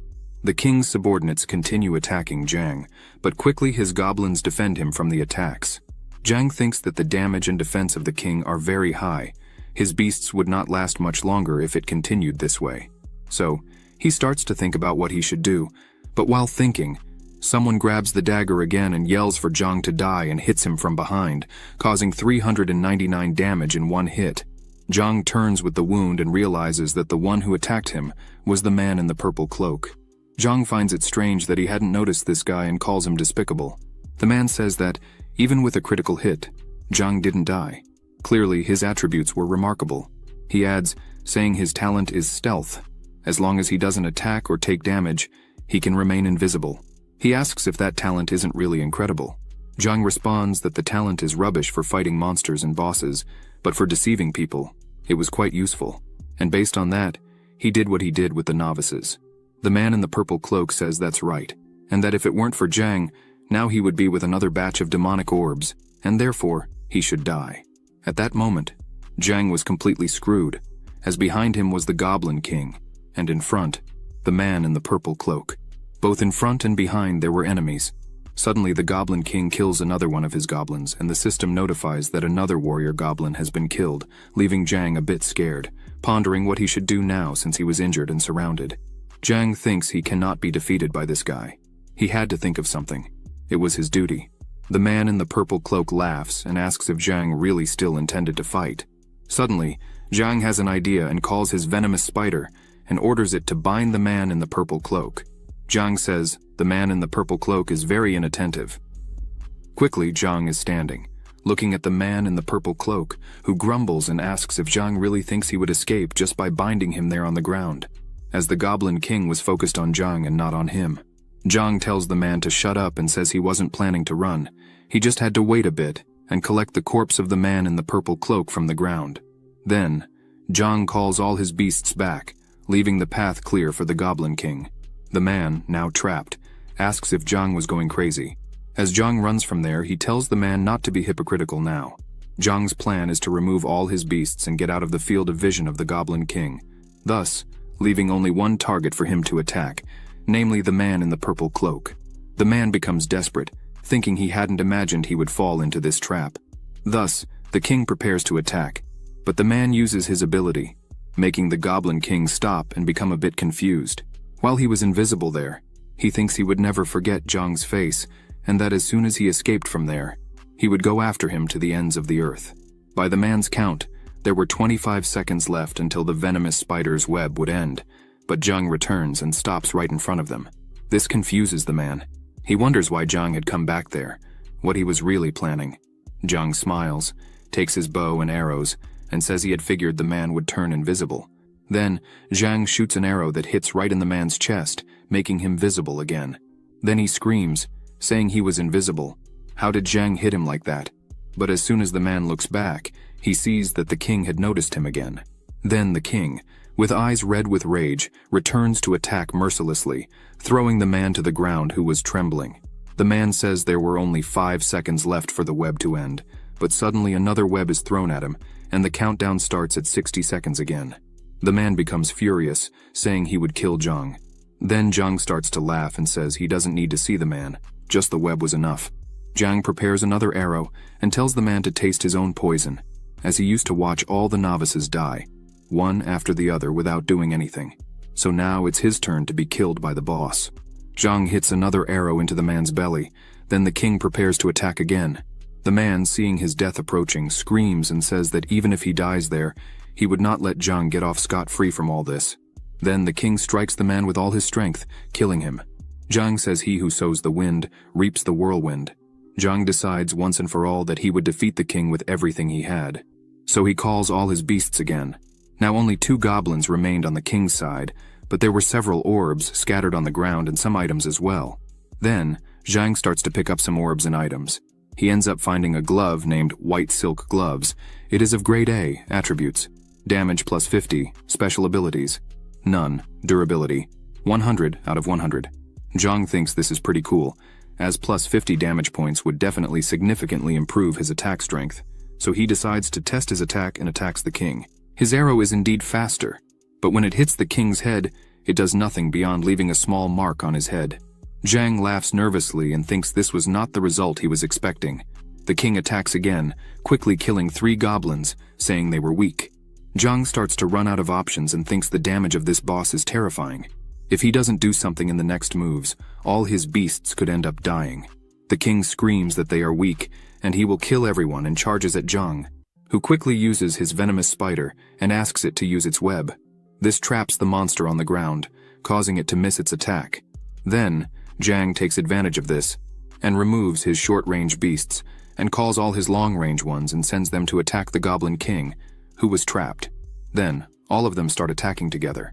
The king manages to defend against some of the attacks. Zhang smiles and asks if that is enough. Then, the sky-devouring frog attacks with its flames and hits the king directly, leaving him with just 9% of life. Zhang yells for his beasts to hold on tight, as they were almost winning. He orders everyone to attack again, and as soon as the frog uses its fireball, the Goblin King just looks at it, unable to defend.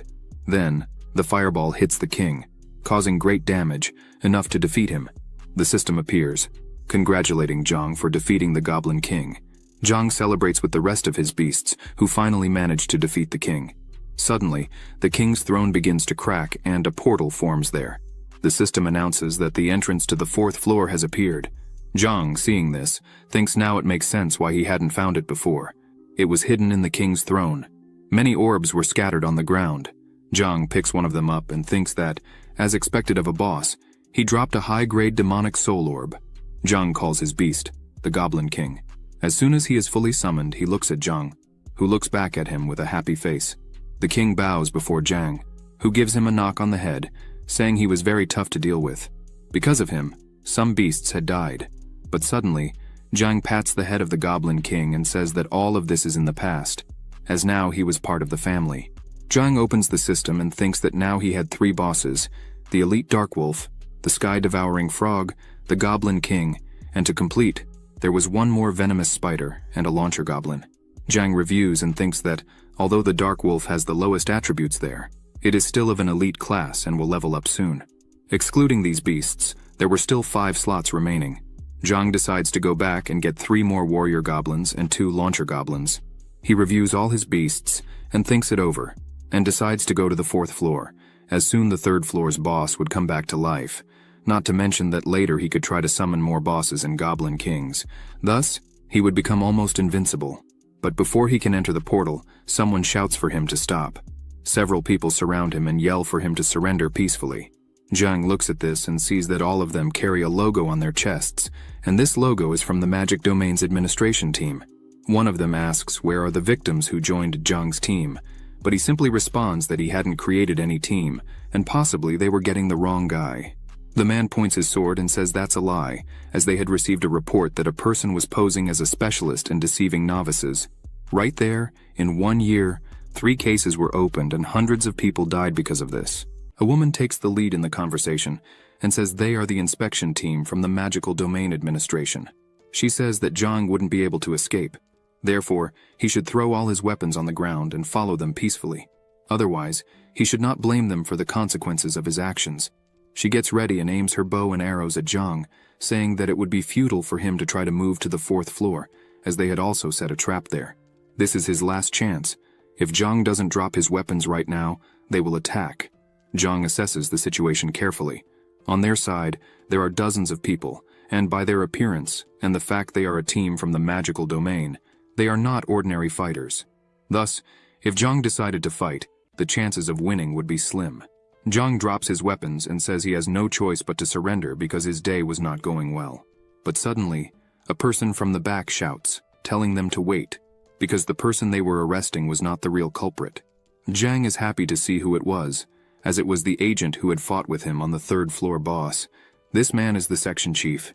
He smiles and waves to Zhang, saying it was a coincidence they met again. Zhang asks him if he wasn't just an inspector when he had become the section chief.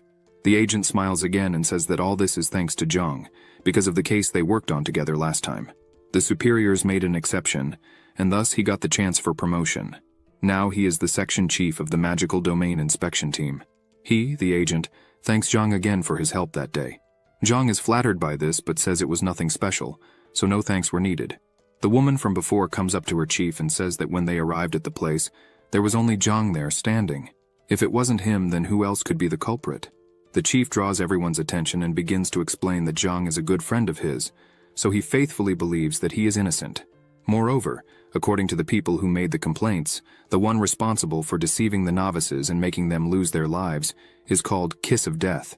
The chief takes advantage of the situation and asks Zhang if he had seen this so-called Kiss of Death and about the victims he deceived. Zhang shakes his head and says they arrived too late.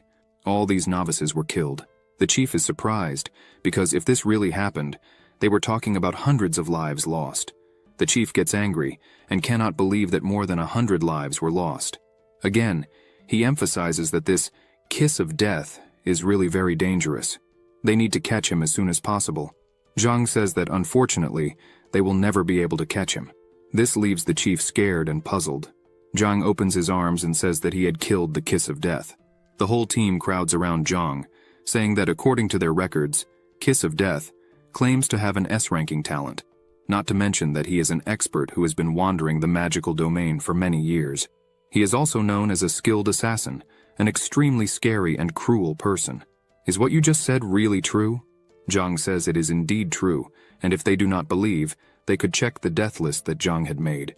Then he opens his system and shows the death list, which records the names of all the opponents that a person has killed in the magical domain. As soon as they look, the woman is completely shocked by what she sees, as a novice had just arrived on the 3rd floor and killed a skilled expert. Another man said that in addition to all this, it was done alone. The chief sees the list and confirms that Zhang had indeed killed him. Then he asks how Zhang had done it. The members of the chief's team start to cry, as when they were novices, they did not even compare to Zhang's strength. The chief comes closer and thanks Zhang once again, saying that he has once again renewed his hopes. The younger generations really have great potential, the chief says once again. Thank you to Zhang for eliminating a potential threat. Zhang simply says it was nothing special. He turns around and says that if there is nothing else to resolve, he needs to go. The chief asks him to wait a bit, and says there is one more thing he needs to know before he goes.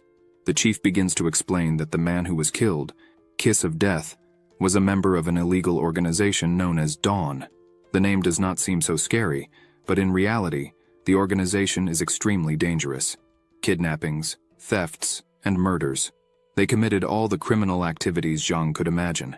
The Magical Domain Administration team has been constantly investigating them, but due to how hidden they are, as well as how powerful and cunning, they still haven't been able to make any substantial progress. The chief emphasizes that Zhang just killed one of them, and possibly he would become a target for them. So for his own safety, the chief invites him again to join the Magical Domain Administration team. Zhang stops and thinks about it for a while. A few seconds later, he turns around and says there was no need for him to join the administration team. Zhang thanks for the invitation and says he would remember the name Dawn and would be very careful.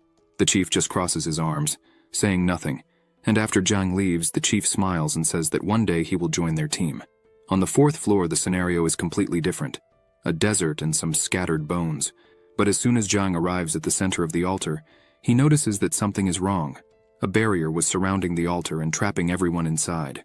Zhang looks at all this and asks what was going on, while some people, monitoring the population, were shouting that this was nonsense, as the magical domain was for everyone, and they had the right to come and go. Another complained that they had errands and needed to go. Otherwise, they could be fined and fired. One of the men there shouts, saying that only a madman would believe that the death zone appeared out of nowhere on the 4th floor. He accuses the guards of hiding something behind their backs. Zhang puts his hand on his face and thinks that it is always the magical domain administration team that causes this uproar. As the shouting still rolled on within the altar, Zhang begins to think a little about what everyone was talking about and what this death zone really was. He remembers he has an invitation card to the death zone in his inventory. Could it have something to do with all this situation?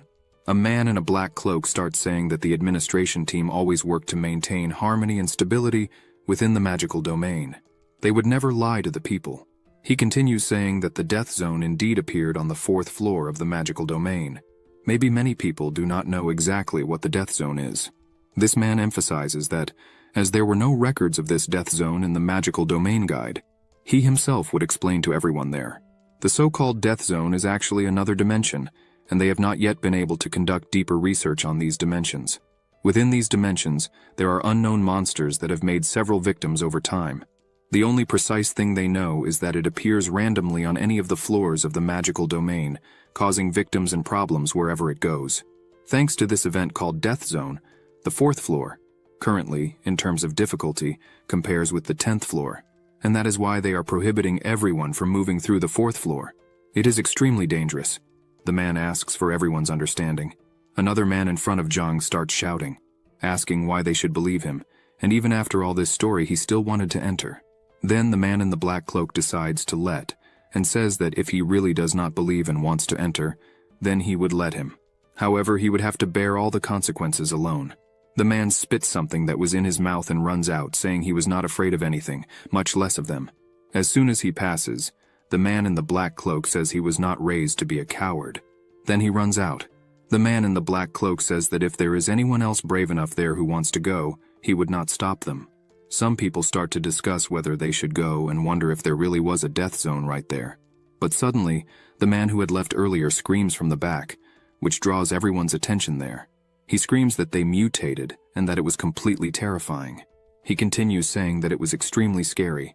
The mutant monsters went crazy trying to catch him to kill.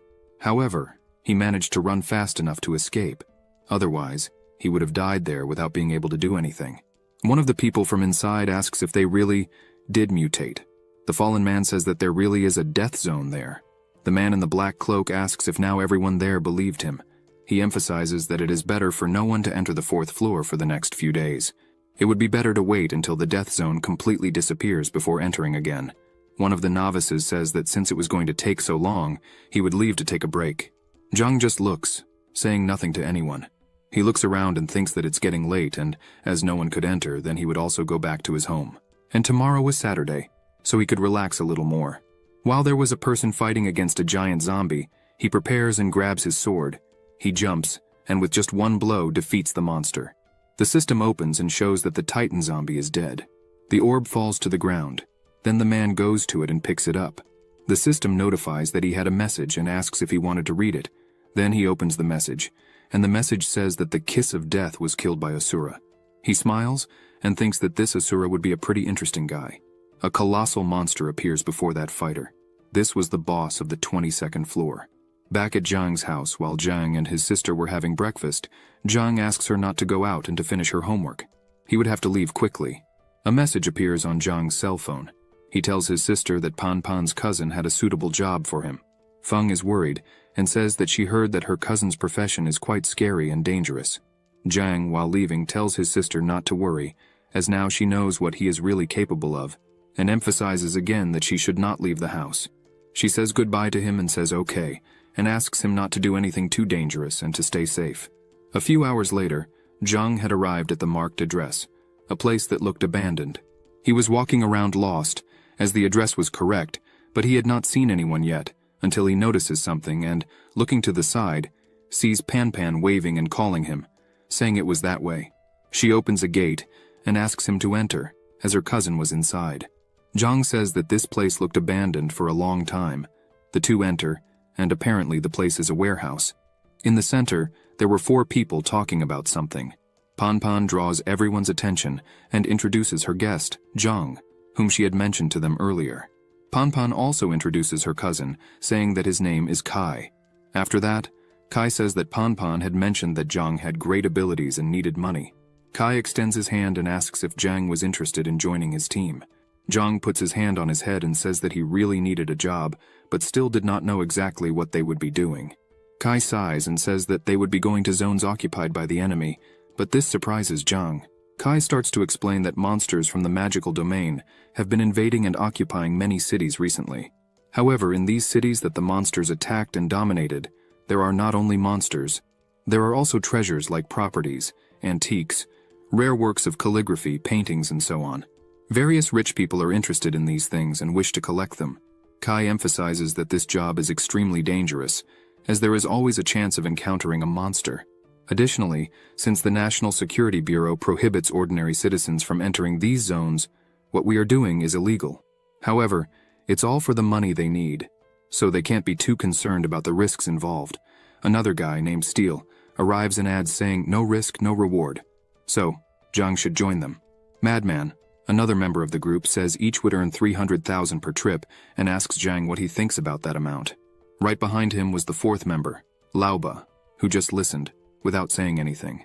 Zhang starts to think about it and realizes that 300,000 is indeed a lot of money, not to mention that his sister couldn't wait much longer.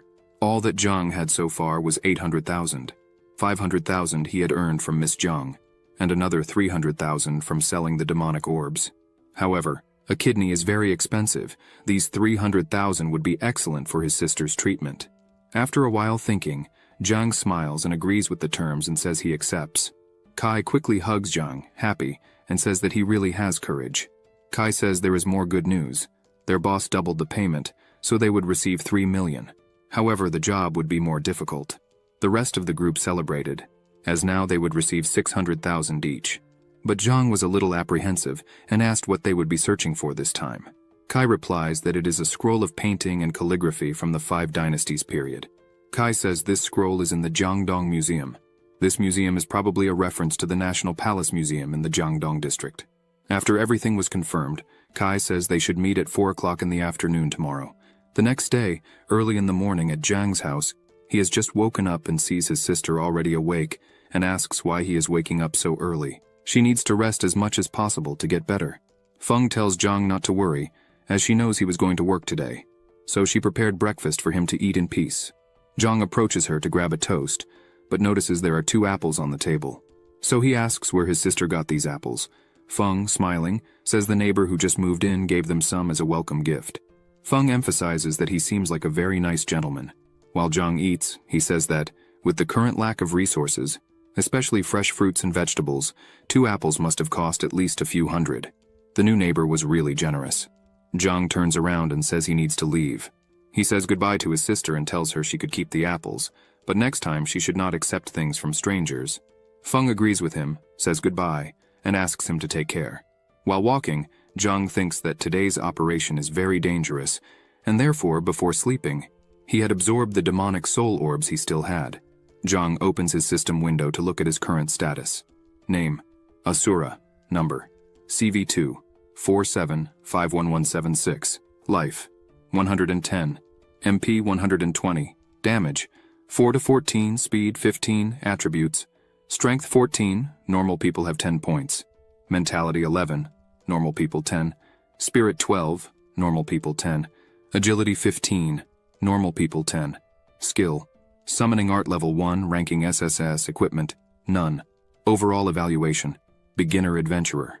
Zhang thinks his current strength has already reached 14 points, and even though he hasn't tested it yet, Zhang is sure he can already surpass 600 kilos. Not to mention his agility, which is already at 15 points. If they encounter a Devil's Cave monster, he could probably handle it. But Zhang is still apprehensive about this and hopes that this mission will be as peaceful as possible. Finally, Zhang arrives at the meeting point. His companions are already there and wave for him to come quickly. Kai offers a dead and plucked chicken to Zhang, saying that at the right time, he would need it. Zhang takes the chicken in his hands and asks why he would need that. Kai begins to explain that the monsters of the Devil's Cave like to eat corpses. If Zhang became the target of any monster, He should just throw this at the monster's face and run to save his life. Zhang says he understands and puts the chicken in his bag. Madman shouts for them to hurry up. Kai says they are going, and then they start to climb the wall with a rope. As soon as Zhang reaches the top, he joins his team and sees the tragedy that occurred right in front of him. The city completely destroyed and dominated by monsters. Kai comes next to Zhang and says he is Panpan's friend, so he doesn't want anything bad to happen to him. Kai tells Zhang that he just needs to stay close to him and listen to his commands. Then he would return home whole. Zhang says he understands and would try to do everything right.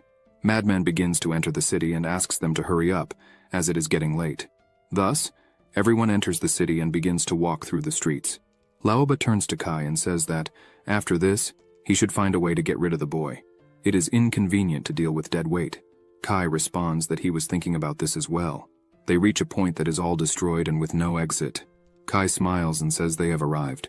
Zhang asks how they have arrived, if there is not even an entrance there. Kai looks forward and asks Madman if he had found anything.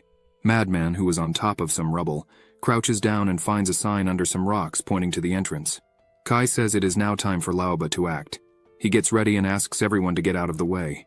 Laoba punches with strength that, as soon as it hits the wall, causes a small explosion and throws rocks everywhere, creating a hole in the wall. Kai looks at Zhang and says that Laoba is the strongest among them, and that his strength is currently at 12 points. Zhang thinks that, if he has 12 points, Laoba's strength is lower than his. They start entering through the hole in the wall. Kai warns everyone that the monsters of the Devil's Cave like to lurk in dark places. It is pitch black inside, so there could be monsters hiding there. Everyone must stay alert.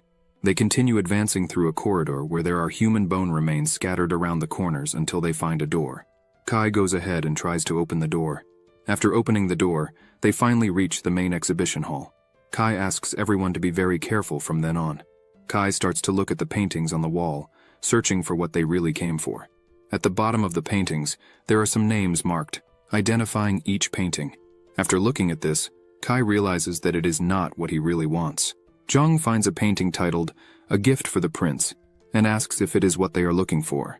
Kai goes up to the painting and compares it with the image on his cell phone, and realizes it is exactly what they were looking for. Kai smiles and says they found it. He takes the painting off the wall and stores it in his bag. Everyone gathers. Madman laughs and says it was a great job. As soon as he receives the payment, he would go straight to a Yunding club to have fun. Zhang turns around and notices something wrong, and asks if they were not missing a person. Everyone starts to look around, and Madman asks where Steel is. Kai takes his phone and tries to contact Steel, but so far there was no response. Laoba starts to get irritated, asking how it is possible for someone to just disappear like that. Kai turns to them and says they could not stay there waiting, as it is very dangerous. Kai emphasizes that he left a message for Steel, and that they should head out first. But while they were talking, something was on the roof looking at them. Everyone starts running towards the exit. Zhang notices something and suddenly, something falls to the ground causing a cloud of dust. Kai turns around, startled, and says that, unfortunately, they ended up finding one. Zhang, not understanding, asks what was this thing that had fallen in front of them. Suddenly, a monster begins to emerge from the midst of the dust cloud. This monster is level 2 of the Devil's Cave. Quickly, Laoba runs out and jumps to attack the monster, saying the others could go ahead. He would take care of the monster. The monster looks at Laoba, who, without hesitating, grabs his dagger and tries to strike the monster, but it doesn't work. The monster easily breaks his weapon, leaving Laoba surprised, as the monster's skin was extremely thick. As Laoba stood there, stunned by what happened, the monster, without wasting time, turns and goes on the attack. Laoba realizes he wouldn't have time to dodge, so he tries to defend himself using his arms. The monster's blow was so strong that the entire place fills with dust, which leaves everyone there surprised. Kai shouts for Laoba, as he didn't know if he was okay after that blow. The monster remains standing and the dust begins to dissipate, and Laoba begins to appear. He is kneeling. Laoba says he's fine, although he has broken both arms. Zhang, after seeing all this, thinks this monster really is terrifying. As Laoba weighs more than 120 kilos, and yet was thrown into the air with just one blow. The monster opens its mouth and makes a very loud noise, which completely frightens Zhang. He takes his chicken and throws it to the monster, which gets distracted with the chicken. Kai screams for everyone to run as fast as possible, but quickly the monster turns its attention back to the group and starts to chase everyone there. Zhang looks back and realizes that the monster was very close to Madman and Laoba. Then Madman turns around and yells for Kai to get everyone out, as he would stay and fight against this monster with everything he has. Madman's attacks start to have a small effect on the monster. Laoba shouts that, as friends, even if he died there, it would at least be fighting together. Laoba grabs a grenade in his hand and throws it at the monster, shouting for Kai to get out. The grenade gets very close to the monster and explodes right in front of it, creating a dense smoke that covers even Madman and Laoba. As soon as the flash from the explosion passes, Zhang turns around screaming for the names of his companions. Kai, still covering his face, complains about the whole situation. Kai, crying, shouts to Zhang that now was not the time to mourn. They needed to get out of there if they wanted to live. Kai grabs Zhang by the arm and starts running towards the exit, saying that as soon as they could get out of the tunnel, they would be safe. The two begin to exit through the hole they entered, but as soon as Kai looks outside, he is completely scared because the monster was right in front of them. And it was not just one, but several, and from all sides, leaving the two completely surrounded. The monsters begin to approach the two. Kai throws his bag to Zhang and says that the scroll is inside and asks Zhang to get out of there. However, he had one request. Kai says that from now on, Zhang should take care of Pan as if she were his sister. Zhang yells, saying he wouldn't accept that. If they were going to get out of there, it would be together. Kai aims his gun at the monsters while screaming and starts firing several times against the monsters, screaming for them to die. But this isn't being very effective against the monsters that continue to advance. One of them tries to hit Kai, who quickly jumps back, dodging the monster's blow. While Kai moves quickly, he grabs a grenade and throws it at the monsters, causing another explosion, covering his view. Suddenly, one of the monsters appears right behind him. Zhang screams for Kai to be careful, but the monster manages to hit him, throwing him far away, crashing hard against a rock. Kai is still awake but can't move properly. The monster comes running towards him. He wonders if this will really be his end. The monster jumps with everything to hit Kai, who is already hopeless as he can't move. Zhang starts to move quickly and gets in front of the monster in the blink of an eye, standing in front of Kai, who is surprised by this movement. Zhang, at that moment, is angry and yells, starting to move towards the monster. With just one punch, he throws the monster away. Kai, seeing this, is completely amazed and asks how Zhang is so strong, as with just a simple punch he threw the monster away. The monster starts to get up. Zhang looks at his hand and says that, even though this is not a big problem, he is still not used to fighting monsters with his own hands. Zhang points out that if several monsters decide to come all at once, they would have no chance of beating them all. Kai tells Zhang to stay calm, as the monsters from the Devil's Cave have an unusual habit. They do not kill the prey of another while that monster does not give up. The others would not attack. The monsters prepare again. Zhang turns to all of them and says that if that is the case, then it's fine by him. The monster screams and prepares to attack Zhang, who remains calm in front of the monster. He looks at the monster and says it really is strong. But is it fast enough? The monster gets angry and tries to hit Zhang, who jumps and quickly appears on top of the monster and yells for it to die while hitting a punch in the monster's face. One of the monster's eyes gets injured, and green blood begins to flow. The monster tries again to catch Zhang, who is right in front of him. Kai, seeing this, is quite relieved. He even praises Zhang, saying that all this is beautiful to watch. The monster still tries to do something, but simply falls in front of Zhang. He cleans himself and says that his attack was indeed quite risky, but he was fast enough. Zhang looks at his hand and thinks that was one down, now only 3 left. Zhang looks at them all and says that today, they would all be defeated, no matter what methods he needs to use. The monsters prepare, and one of them starts to advance towards Zhang. He prepares but suddenly feels something. Someone stepped on his shoulder. It was a woman with a flower tattoo on her arm. She delivers a strong blow to one of the monsters and stops among them. One of the monsters tries to attack her, but she jumps again and dodges the attack with some joy.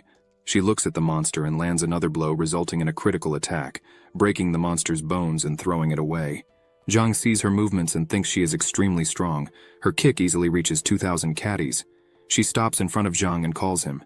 Zhang tries to say something, but a car appears just in time and stops in front of him. This woman asks him and his friend to get into the car quickly. Zhang agrees and picks up Kai by the arms while the woman pushes one of the monsters that was near away. The man inside the car calls the woman to get into the car as well, because another group was approaching.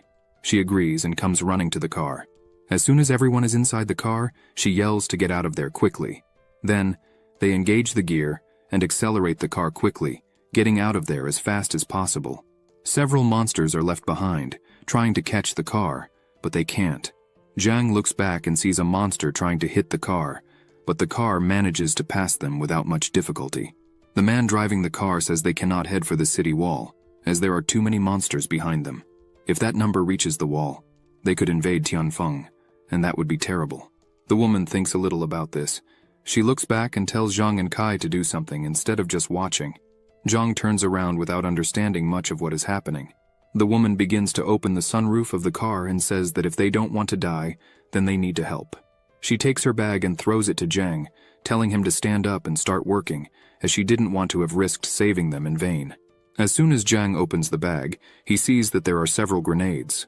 The woman says they are just flash grenades. He needs to throw them all behind them to scare those monsters. Zhang and the woman climb up to the sunroof while the car continues to flee and start launching all the grenades. The woman then stops Zhang for a moment. Then she takes one more grenade. He takes another, and they throw several at once, which start to explode right in the middle of the monsters, causing a big explosion. They finally manage to escape. Zhang sits down, a bit apprehensive, thinking who this woman could be, and how she has so many weapons and supplies like this. The man driving the car turns around and asks Zhang and Kai what they did to attract so many monsters from the Devil's Cave. Kai takes the lead and quickly begins to say that they did nothing wrong. They just wanted to return home and pay their respects to the deceased, but they did not expect to encounter monsters from the Devil's Cave. Kai thanks them for saving him and his younger brother. Zhang just watches silently while the woman assesses all this without saying a word. The woman turns to Zhang and asks what his name is, because when he was fighting the monsters, he was very agile and brave. It was admirable. Zhang is startled by the question and answers that his name is Zhang. The woman puts her hand on her chin and tells him to listen carefully. In the future, he should not enter areas occupied by enemies, as it is extremely likely that he will lose his life doing such a thing, unless he becomes a fighter from the magical domain. Zhang thinks that, although this woman's identity is a mystery, she seems to have no bad intentions. Finally, they arrive at the wall. The woman says that if they were injured, they should seek help at the nearest hospital. They would leave them there. The two thank her and get out of the car. Zhang, holding Kai, asks him who that woman was. Kai replies that he doesn't know either, but it seems they are fighters from the magical domain. Otherwise, they would not have defeated those monsters so easily. Zhang looks at his bag and notices it was torn. He apologizes and says that, unfortunately, the monsters tore the bag, so they lost the scroll they had taken. Kai sighs and says that, unfortunately, it's fate, but fortunately they did not lose their lives. Later in the hospital, Zhang was walking through the halls, saying that the day had been very long and stressful. Today, as he looked at his phone, Zhang thinks that if that mysterious woman had not suddenly appeared, he and Kai could have died. It is also really a pity that the scroll has disappeared, and they did all this for nothing. As Zhang was going up the stairs, he bumps into a masked man who was coming down.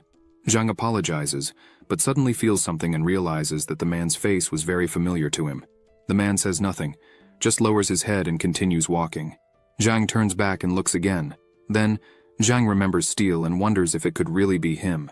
Zhang is a bit confused, as he had disappeared mysteriously in the ruins and now simply could be there. Zhang is troubled by this situation and thinks he would like to know where this man was going. Zhang starts to follow this man everywhere until they arrived at an alley. Zhang looks discreetly. The man takes out his phone and starts talking to his boss, saying that he was already in the place and was sure that he was not being followed. Zhang, seeing this, begins to think if all this was his fault. Suddenly, two men start to come. An old man and his bodyguard arrive at the location.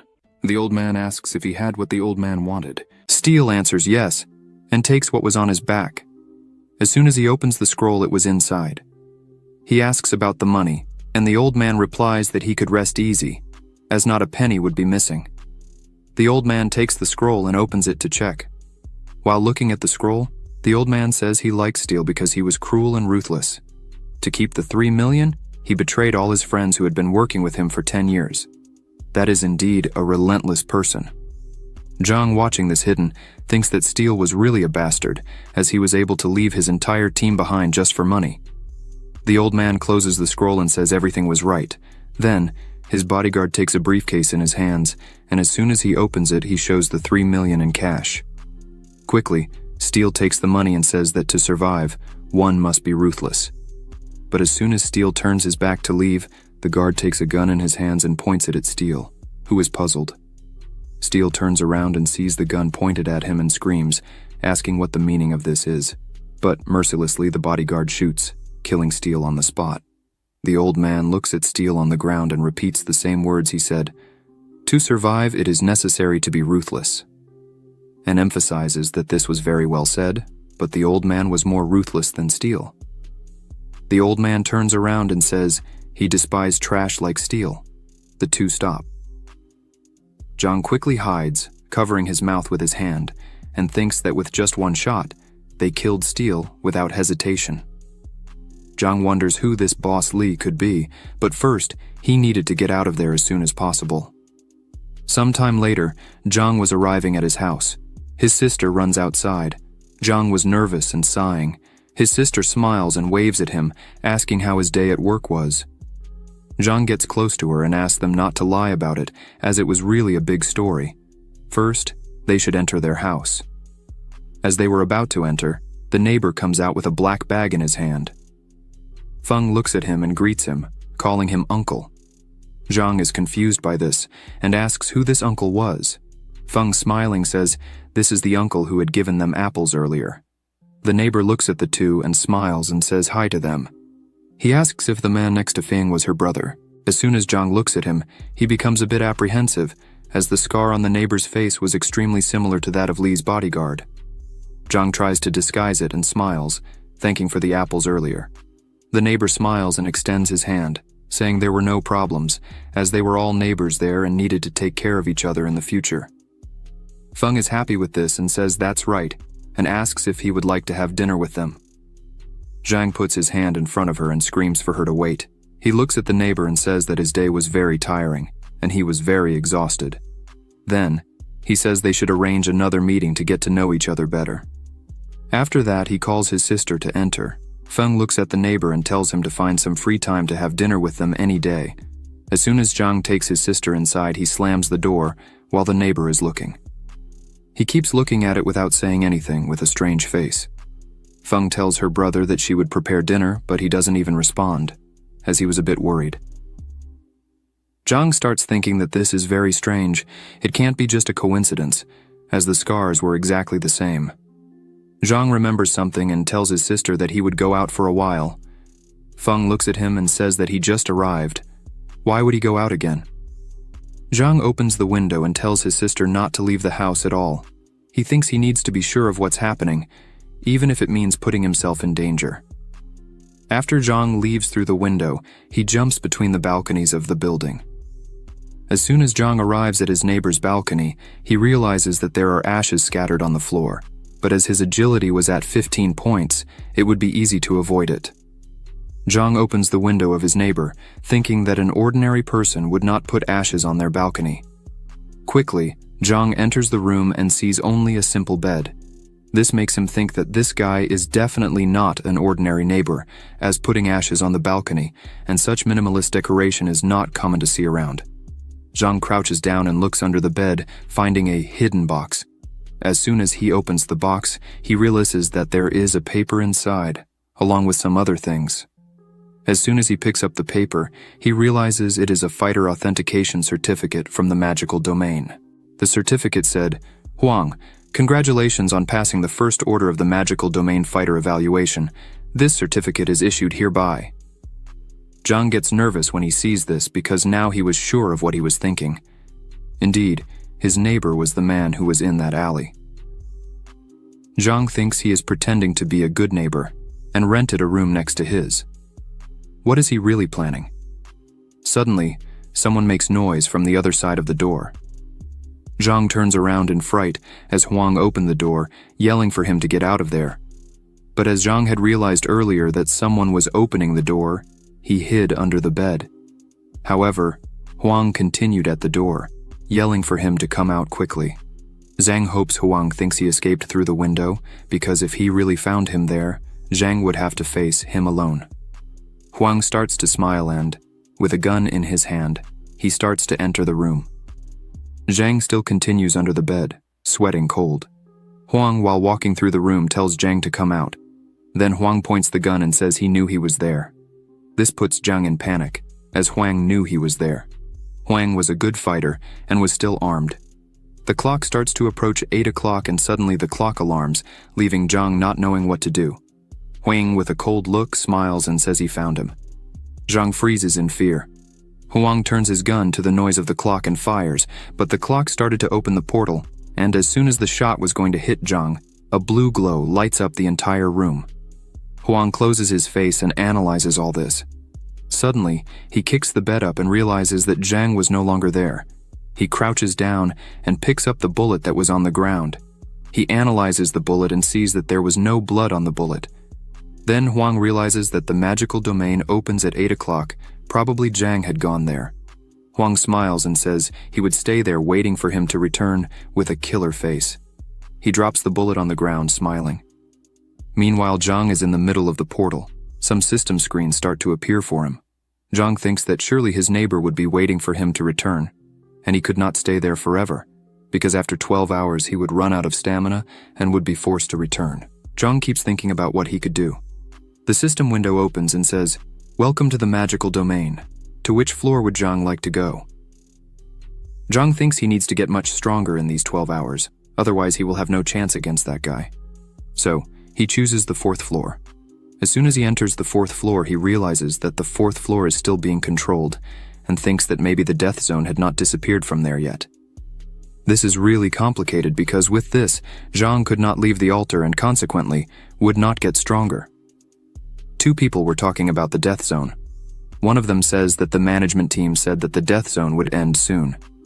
The other, a little annoyed, says that he had been waiting for more than 10 hours and nothing yet.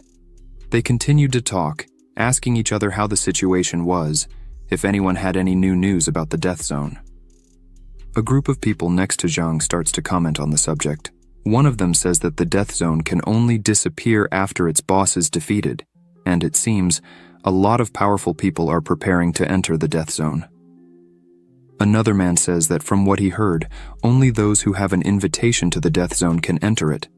Another says that's right, only the bosses receive the invitations, and it's quite difficult to get, because out of every 100 bosses, only one receives the invitation. The man emphasizes that they, who are novices, should not think about it. As much as the rewards of the death zone were very good, it still isn't worth the risk, because the death zone is a very dangerous place. That's why he wouldn't care if he got an invitation. Zhang opens his inventory and takes his invitation in hand. The system shows that the death zone invitation is grade C. It is used to enter the death zone, and can be used only once. Zhang looks at the invitation and has an idea. A notification appears for him, saying that the death zone was already open and asking if he would like to enter. Zhang thinks of all the monsters he has defeated, and all the other floors he has passed. It made no sense for him to go back now, not to mention that he couldn't even leave the 4th floor. And on top of all that, there was his neighbor, who was a fighter waiting to kill him on the other side of the gate. So he had no choice. Zhang presses the yes option and decides to use his death zone invitation. The system updates and says that the use was successful. Zhang will enter the death zone in 3 seconds. The system asks him to get ready. A countdown begins. At 3, energy begins to envelop the invitation. At 2, the energy begins to envelop Zhang. At 1, a glow starts below his feet. The system announces that he is entering the death zone. Suddenly, he is thrown into a place where everything is red, a destroyed city, bats everywhere. In front of him, there was a group of people. He looks at all this and wonders what could have happened there.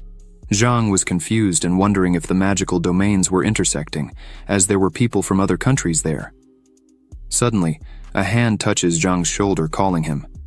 As soon as he turns around, he is surprised, because who was there was Yue Ying. She was all happy because she had finally found him. Yue Ying says that last time, he had saved her life, and since then, she has been looking for him to return the favor, but she never found him. She really didn't expect to find him right in the death zone. Liu asks if Zhang really saved her with the elite sober wolf last time. Yue Ying goes near Zhang and says that's exactly it. Zhang had saved her life that day. Zhang nods at them and says it was nothing. They don't need to mention that day. Yue Ying introduces her companions. The first man in a black cloak is her uncle Liu, known as Killing the Wind. The young man behind him is Yue Ying's younger brother, known as A Midsummer Night's Dream. Liu crosses his arms and says that Feng really had courage, as he came to the death zone alone. Liu points out that this place is completely different from the magical domain, as there are many scary monsters and many foreign adventurers. There are always situations where people fight for monsters and items, and that's why Zhang shouldn't be alone. Liu extends his hand and asks Zhang to join them. Yue Ying's brother says that this is really a great choice, as his uncle Liu is an adventurer ranked as excellent, so certainly Zhang would be safer if he went with them. As soon as Zhang hears that he is ranked as excellent, he is surprised, because according to the Magical Domain Guide, the skill ratings of an adventurer are as follows: Novice, Proficient, Powerful, and Maximum Level. This man Liu is ranked as excellent. He doesn't seem to be weak. Zhang thinks for a moment and says it's his first time coming to a death zone, and it really is quite dangerous. They shake hands and say it's their first time there, so it would be really good if they stayed together. Liu holds Zhang by the shoulders and says he is liking Zhang more and more, because in addition to being brave and strong, he is not arrogant. Yue Ying just smiles beside them. Yue Ying looks at Zhang with a happy face and thinks that she was afraid he would refuse the invitation, because if that happened, she wouldn't be able to return the favor. Zhang opens his system and forms a group with them. Liu says that now, officially Zhang was in the group, so they should talk about their skills one by one so they could help each other in the future in case a problem arose. Zhang agrees with this, saying that Liu was right. Liu holds his sword and says his talent is ricochet. Suddenly, a monster attacks them. Liu looks at the monster and strikes it with his sword, throwing it away. The monster falls to the ground. The system announces that the ricochet talent can push the target 10 steps back while stunning it for 30 seconds. A Midsummer Night's Dream says his talent is illusion. With it, he can create an illusion of the target for an hour. He begins to conjure his energy in his hand, concentrates, and creates an illusion of himself. However, this illusion cannot fight. Yue Ying says her talent is Light Slash. She says that Zhang probably saw it last time they met. She asks what his talent was. Zhang feels a little apprehensive but thinks that sooner or later people would end up knowing his talent, so there was no problem in saying it there. So, he starts to say what his talent is, and a glow starts around his body. Zhang conjures energy in his hand while everyone watches, and a goblin warrior appears there. Zhang says his talent is summoning art. A Midsummer Night's Dream doesn't understand anything. Liu thinks that it could be strong. Yue Ying is impressed, thinking that it is very strong. She asks if all the summoned beasts obey his orders. He replies that yes. Liu turns and asks them to join as quickly as possible. Since everyone had introduced themselves, they should run. There were already people in the village, and if the boss was stolen from them, they would have to return empty-handed. As they ran down the road, Zhang asks if the boss in the death zone is much stronger than those in the magical domain, and if that's the case, would it leave much better rewards? Right? Liu replies, "That's exactly it. The death zone is equivalent to a separate instance. It will leave things like attributeless demon soul orbs, high-level equipment, rare items, and other good things. But at the same time, the danger is multiplied." Liu says that this time, to have better chances, he had called Yue Ying and her brother Littler. Suddenly, an explosion occurs right in front of them. Zhang is impressed and asks what had happened there. Some adventurers were fighting against villagers. Liu says that these villagers must be possessed by something, and that's why they are acting like this. Liu says they need to ignore this and look for the boss first. They start to run and ignore everyone. Liu asks everyone to stay alert and as close to him as possible. He says that this village is built like a maze, and that's why almost everything looks the same. As they ran, Zhang stops and yells that they had already passed by there before. Yue Ying turns around and asks if they were really walking in circles. Zhang notices something else and warns everyone that they are coming. Yue Ying is frightened by this. Everyone stops and stays on alert. Suddenly, screams of monsters are heard, and a group of them was coming, leaving Liu and his group surrounded. He asks no one to panic. He takes his sword and says he would take care of the front. Yue Ying would stay at the rear. Littler and Zhang would stay in the middle. They would fight while moving, so they couldn't lose focus because of the monsters. They get into formation and the monsters start to run to attack. The monsters scream and jump from everywhere to attack. Zhang summons 2 goblins, 1 warrior and 1 caster. He looks to his side and sees that Littler was trembling with fear and thinks that he must be a novice too.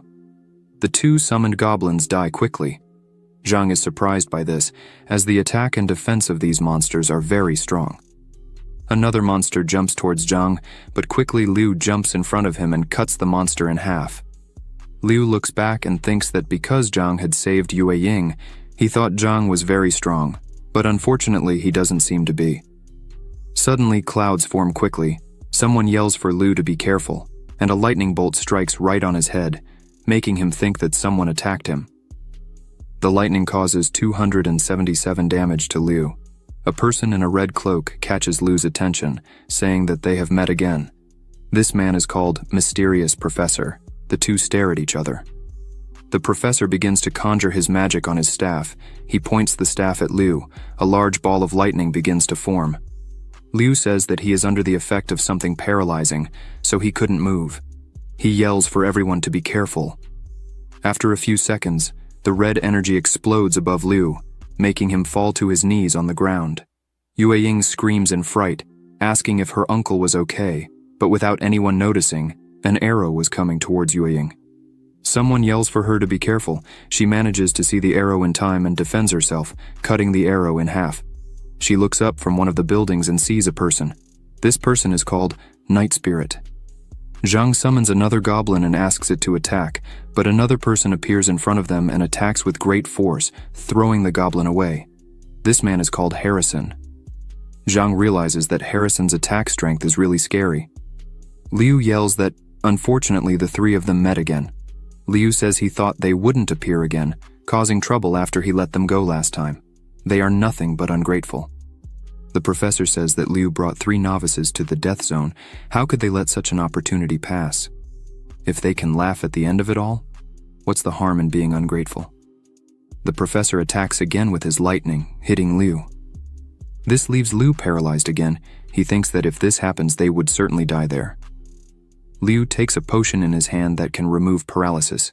He thinks that clearly the professor and his companions are eager to kill them. How would he protect the novices like this? He takes the potion. Yue Ying, by the name of her uncle. Liu thinks that Yue Ying is the hope of his family, so he needs to give everything for her safety. A green energy begins to run through his body. The potion takes effect. Now he can move. The professor laughs because the potion that Liu took, Activation, nullifies all penalties for 30 seconds. However, it comes at a high cost. The user receives 20% more damage. Yue Ying is worried about her uncle because he really took the activation potion, and that means he is ready to put his life on the line. Liu faces the 3 right in front of him. He yells for Yue Ying and the others to run away and not worry about him.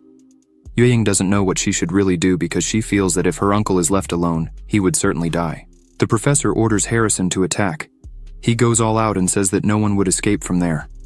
Liu says they are talking too much, so this should end now. Liu hits Harrison, throwing him away. Yue Ying just watches the fight apprehensively, unable to do anything. She turns and calls everyone to run away, but the archer Night Spirit aims her arrow at them and says, she won't let anyone leave. She shoots 4 arrows at once while the 3 run. Yue Ying is in charge and says for them to hide, but Zhang turns and realizes that these are not simple arrows, but tracking arrows. Yue Ying asks everyone to be careful and says this is the talent of Night Spirit. She takes her sword and uses her talent, but one of the arrows manages to pass, hitting her in the chest, causing 407 damage. Yue Ying screams in pain. She takes the arrow and pulls it out of her body, saying that their target is Liu, so they wouldn't try to get rid of them for now.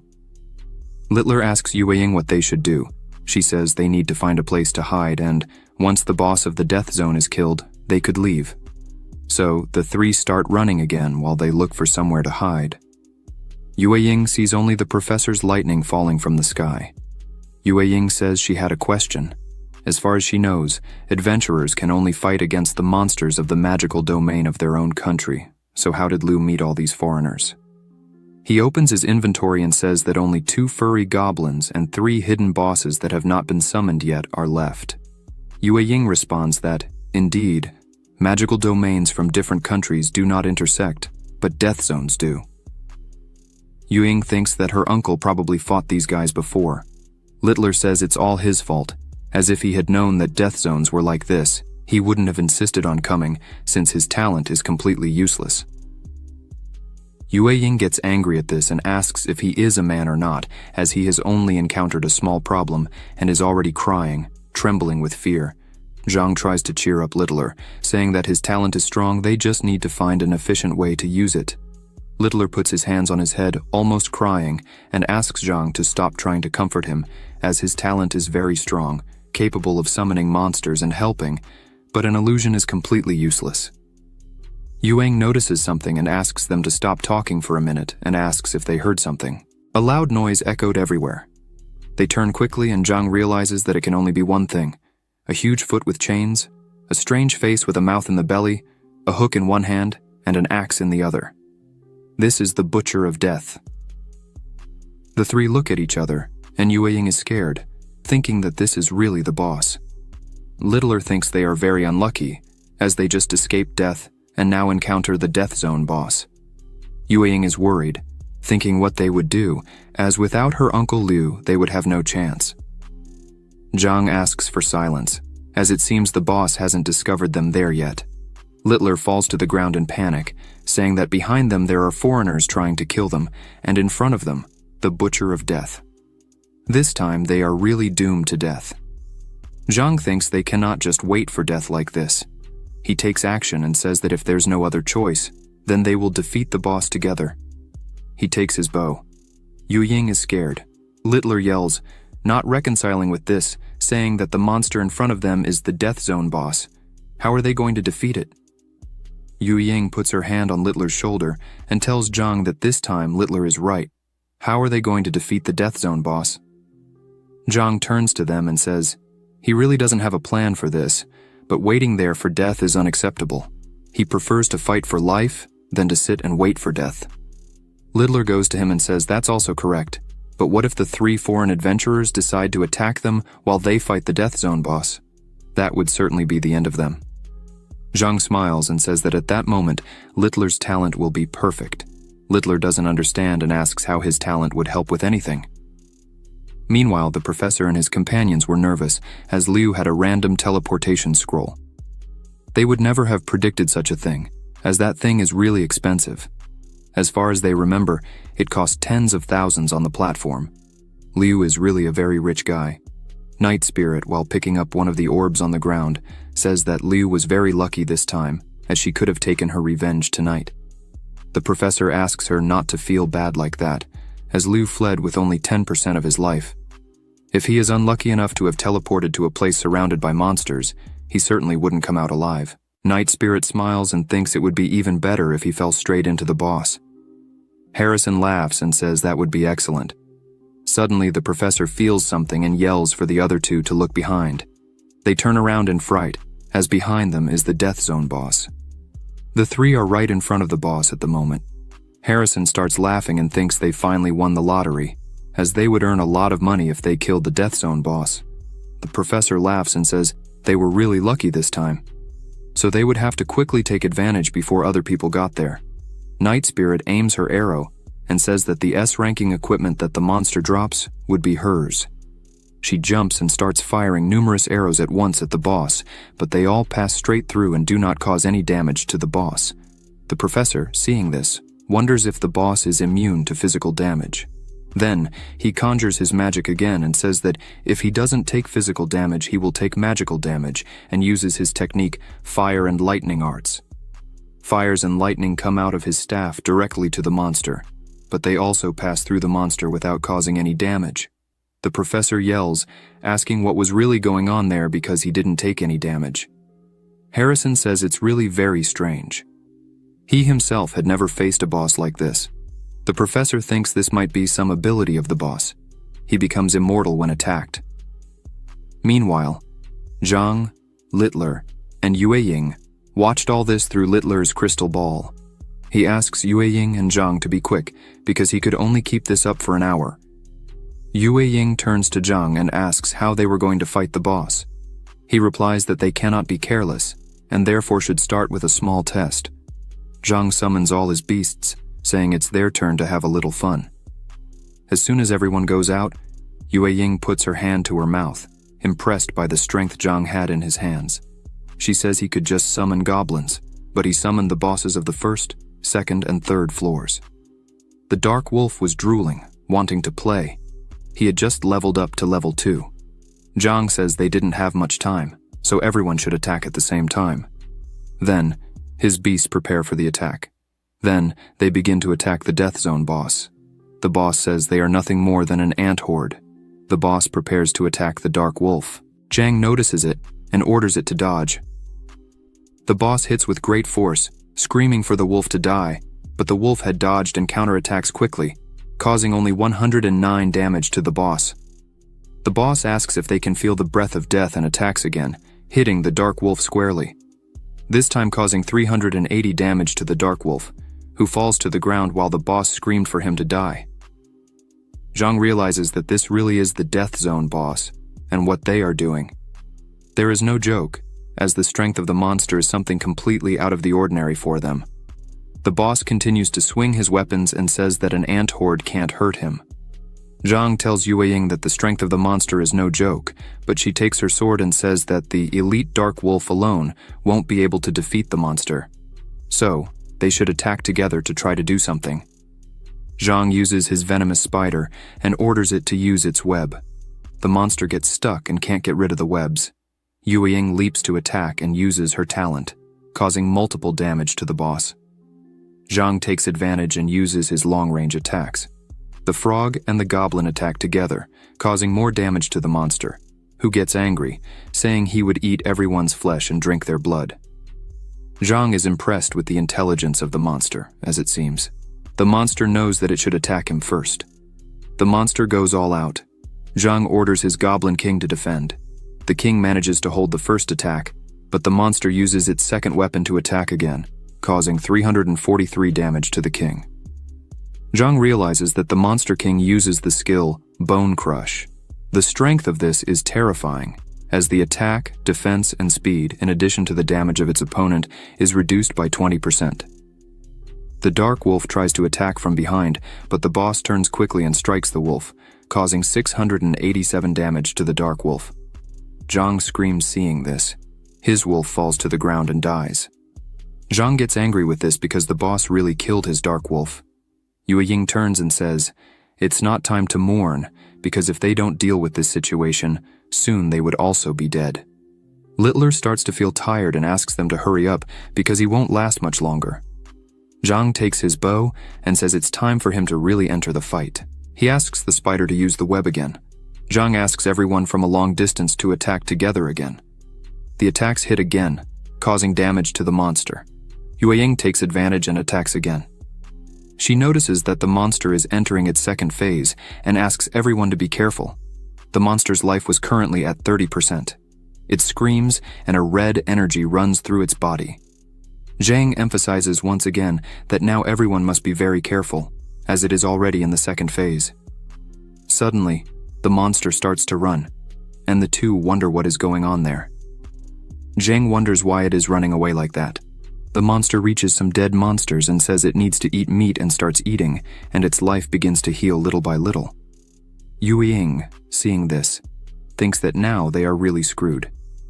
Zhang can't believe that the monster is really healing by eating meat. Zhang shouts for everyone to attack and disrupt the boss's health recovery. Their long-range attacks strike together while the boss was eating the meats. The frog's attack causes a big explosion, which makes the boss very angry and charges forward. Zhang uses his poisonous spider to trap him, preventing the boss from getting close to the frog. Quickly, the spider uses its web to bind the boss to the ground. Yue Ying takes advantage and uses her talent once again, Light Cut. The Goblin King also doesn't waste time and attacks right after. The boss can even see the Goblin King approaching but can't do anything because he was trapped. The Goblin King lands a strong blow on the boss's back, causing a lot of pain. Zhang shouts for everyone to do the same thing again, as they were almost defeating the boss. Yueying gets excited and shouts that they would finally succeed. Everyone attacks together again, causing great damage to the boss who can't retaliate or defend against so many attacks at once. Zhang grabs his bow and aims his arrow, and while aiming, he says it's time for the boss to die. Then, he fires an arrow that hits right in the middle of the boss's forehead. The boss screams in pain and says he wouldn't accept this, but the boss ends up fainting and falling to the ground with a thud right in front of Zhang. Everyone looks at this without understanding. Littler asks if they really defeated the boss. Suddenly, a huge announcement appears, saying it was an important announcement. The boss of the Death Zone, the Death Butcher, was killed by Asura. Congratulations to him. The monster that was lying down begins to dissolve and leaves several orbs and a bow on the ground. Littler picks up one of the orbs and says, "It's really impressive. It's a big adrenaline boost after all. It's a Death Zone boss." Zhang looks at the items and sees the bow on the ground, then he bends down to pick it up. As soon as he holds it in his hand, he thinks that this is an S-rank weapon. The system says the bow is called Dark Longbow, S-grade, damage 410 to 650, special ability. When used against opponents, 10% of the damage will be absorbed by the user, contributing to life regeneration, durability 300 out of 300. Yueying is impressed with the bow, saying it's really an amazing weapon, as it has the life regeneration ability. Moreover, the bow is perfect for Zhang. Yueying says it's very lucky, as there are many people who spend decades wandering the magic domain and never even saw an S-rank weapon. Zhang picks up the bow and shoots an arrow upwards to test. A red ray shoots out with great speed from the bow, which surprises Zhang with the strength of the bow. He says he can even feel the bloodthirst that the bow possesses. Zhang opens the system and says the boss dropped a total of 16 demonic soul orbs without attributes, a random teleportation scroll, and 4 potent regeneration potions. He says he would keep the random teleportation scroll, and the rest they could divide among everyone there. Yueying is surprised by this, and says that Zhang doesn't need to share anything with them, after all he did almost everything alone. But as she was speaking, a notification appears for him saying that Asura had sent items. She needed to check the mail to claim them. This surprises Yueying a lot. Zhang raises his hand and says he had already sent her the items, and asks her not to refuse. After all this, they defeated the boss together. Everyone worked to contribute something. Yueying, a little embarrassed, starts looking at the items and thinks that even though these items can help her in her second-grade fighter exam, the one who fought the most, there was Zhang. Suddenly, the professor shouts from afar saying that it seems they were all there all the time. Behind him was his entire team. He said he couldn't believe they were going to deceive him with illusions all this time. Littler gets scared when he sees everyone there. Yueying is outraged that they showed up again. At the moment, everyone stares at each other until Harrison shouts that he wouldn't waste any more saliva or his time on these trash. He charges forward saying he would just kill them and steal all the rewards. Zhang looks back and says the only summoned beasts remaining were the frog and the goblin king. Thus, their chances of winning would be low. They should leave the death zone immediately. Littler agrees, saying they had already defeated the boss and obtained the rewards, so they could leave. Yueying remains silent with her head down and just says no.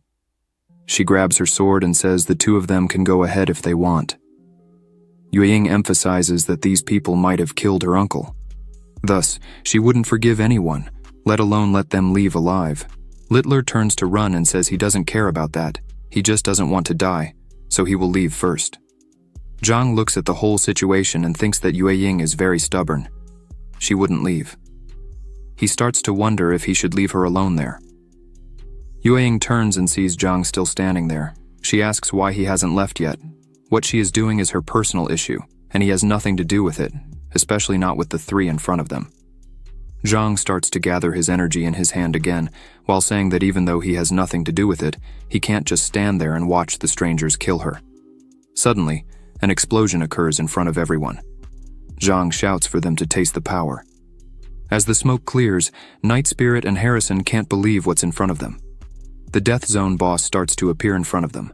They start to ask what it is and if it's possible that the Death Butcher regenerated.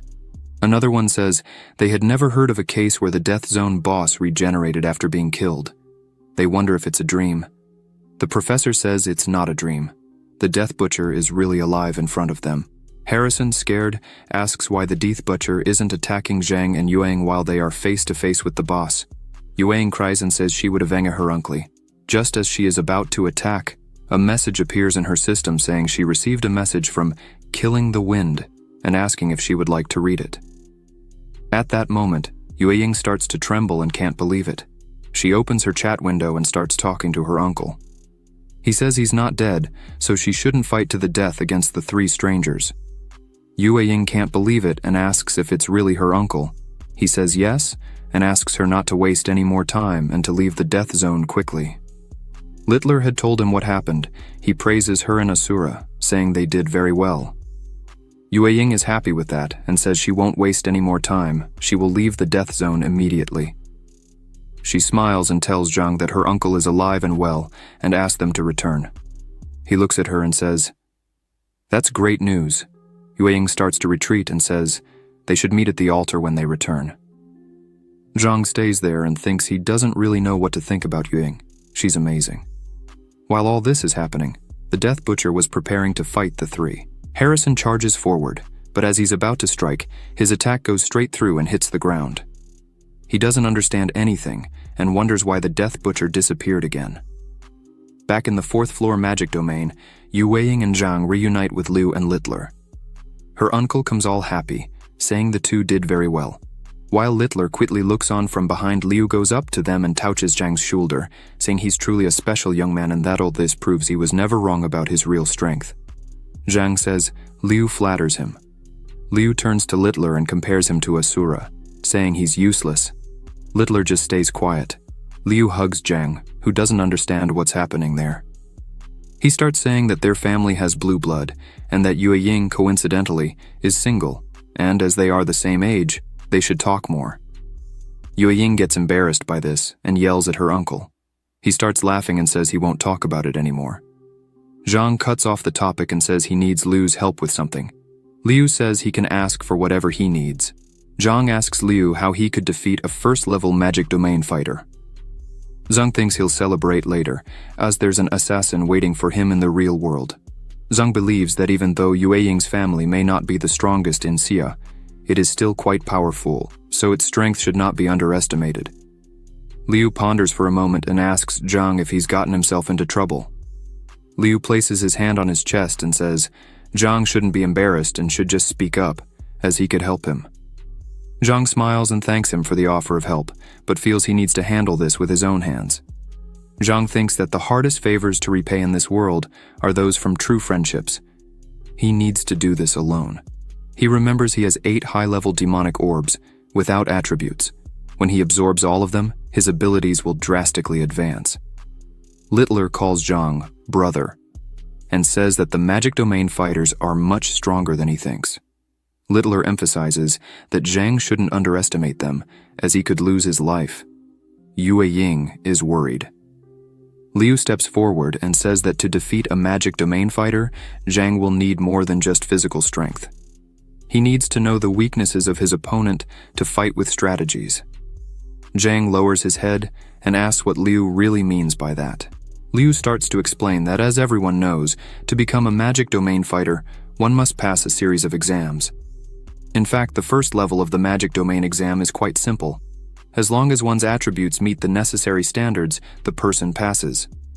However, to stand out more than others, many magic domain fighters focus on strengthening just one type of attribute from the beginning, such as warriors strengthen their strength, assassins strengthen their agility, mages strengthen their advanced spirit. This causes an effect. For example, magic domain fighters who put all their resources into just one attribute will be extremely strong. Their damage will be much more critical than the rest, and the same applies to spirit and agility. Zhang says he now understands the situation better. In summary, this means that even among fighters of the same level, there are differences in their abilities and attributes. Zhang opens his system and notices that among all his attributes, agility is the highest, with 15 points. Zhang thinks that if he continues to add more points and advance in agility, his movements and attack speed will be much higher than other people's. during a battle, this can give him an advantage and help him win. Zhang remembers Huang and thinks he still doesn't know which attribute Huang is proficient in. Littler raises his hand and shouts that time in the magic domain is ending. They need to go back. Yueying says if it's not a problem, she'll go first. She sends a friend request to Zhang, starts to leave the magic domain, and asks Zhang to be careful. He says he'll be as careful as possible, accepts the friend request and sighs, thinking it's time. He collects all the rewards at once. They all start to circulate his body with strong energy around him. Zhang thinks that before returning, he'll absorb all of them. The energy around him begins to expand and become denser. He thinks that with this, he will have a total of 26 skill points after absorbing them. Lightning surrounds his body. He prepares and thinks it's time to give his all in the real world. Inside Huang's room, a blue light illuminates the whole place. It was Zhang who had returned. But as soon as he looks around, he sees no one there and wonders where Huang could have gone. Suddenly he becomes very scared, as there's only one place Huang could be. He runs out of Huang's house, thinking his sister is in danger. He bursts open the door of his house, shouting his sister's name. As soon as he looks into the living room, he sees his sister sitting on the sofa, and next to her, Huang is holding a knife, cutting an apple. Huang greets Zhang, who stands still, looking at the scene. Feng looks at her brother with tears in her eyes. Huang uses the knife to pick up a piece of the apple in his hand and says that Zhang returned earlier than expected and that he wasn't in a hurry, so he invites Zhang to sit for a bit. Huang starts eating the apple while smiling and says he wants to chat for a bit. Zhang yells, saying he should leave his sister out of this. Afterward, they could talk calmly about anything. Huang looks at Feng, who gets scared. He says that, unfortunately, he can't let her go because she has seen his face, and, as he is wanted, this could cause a big problem. Zhang starts to get angry and asks what the hell he wants there.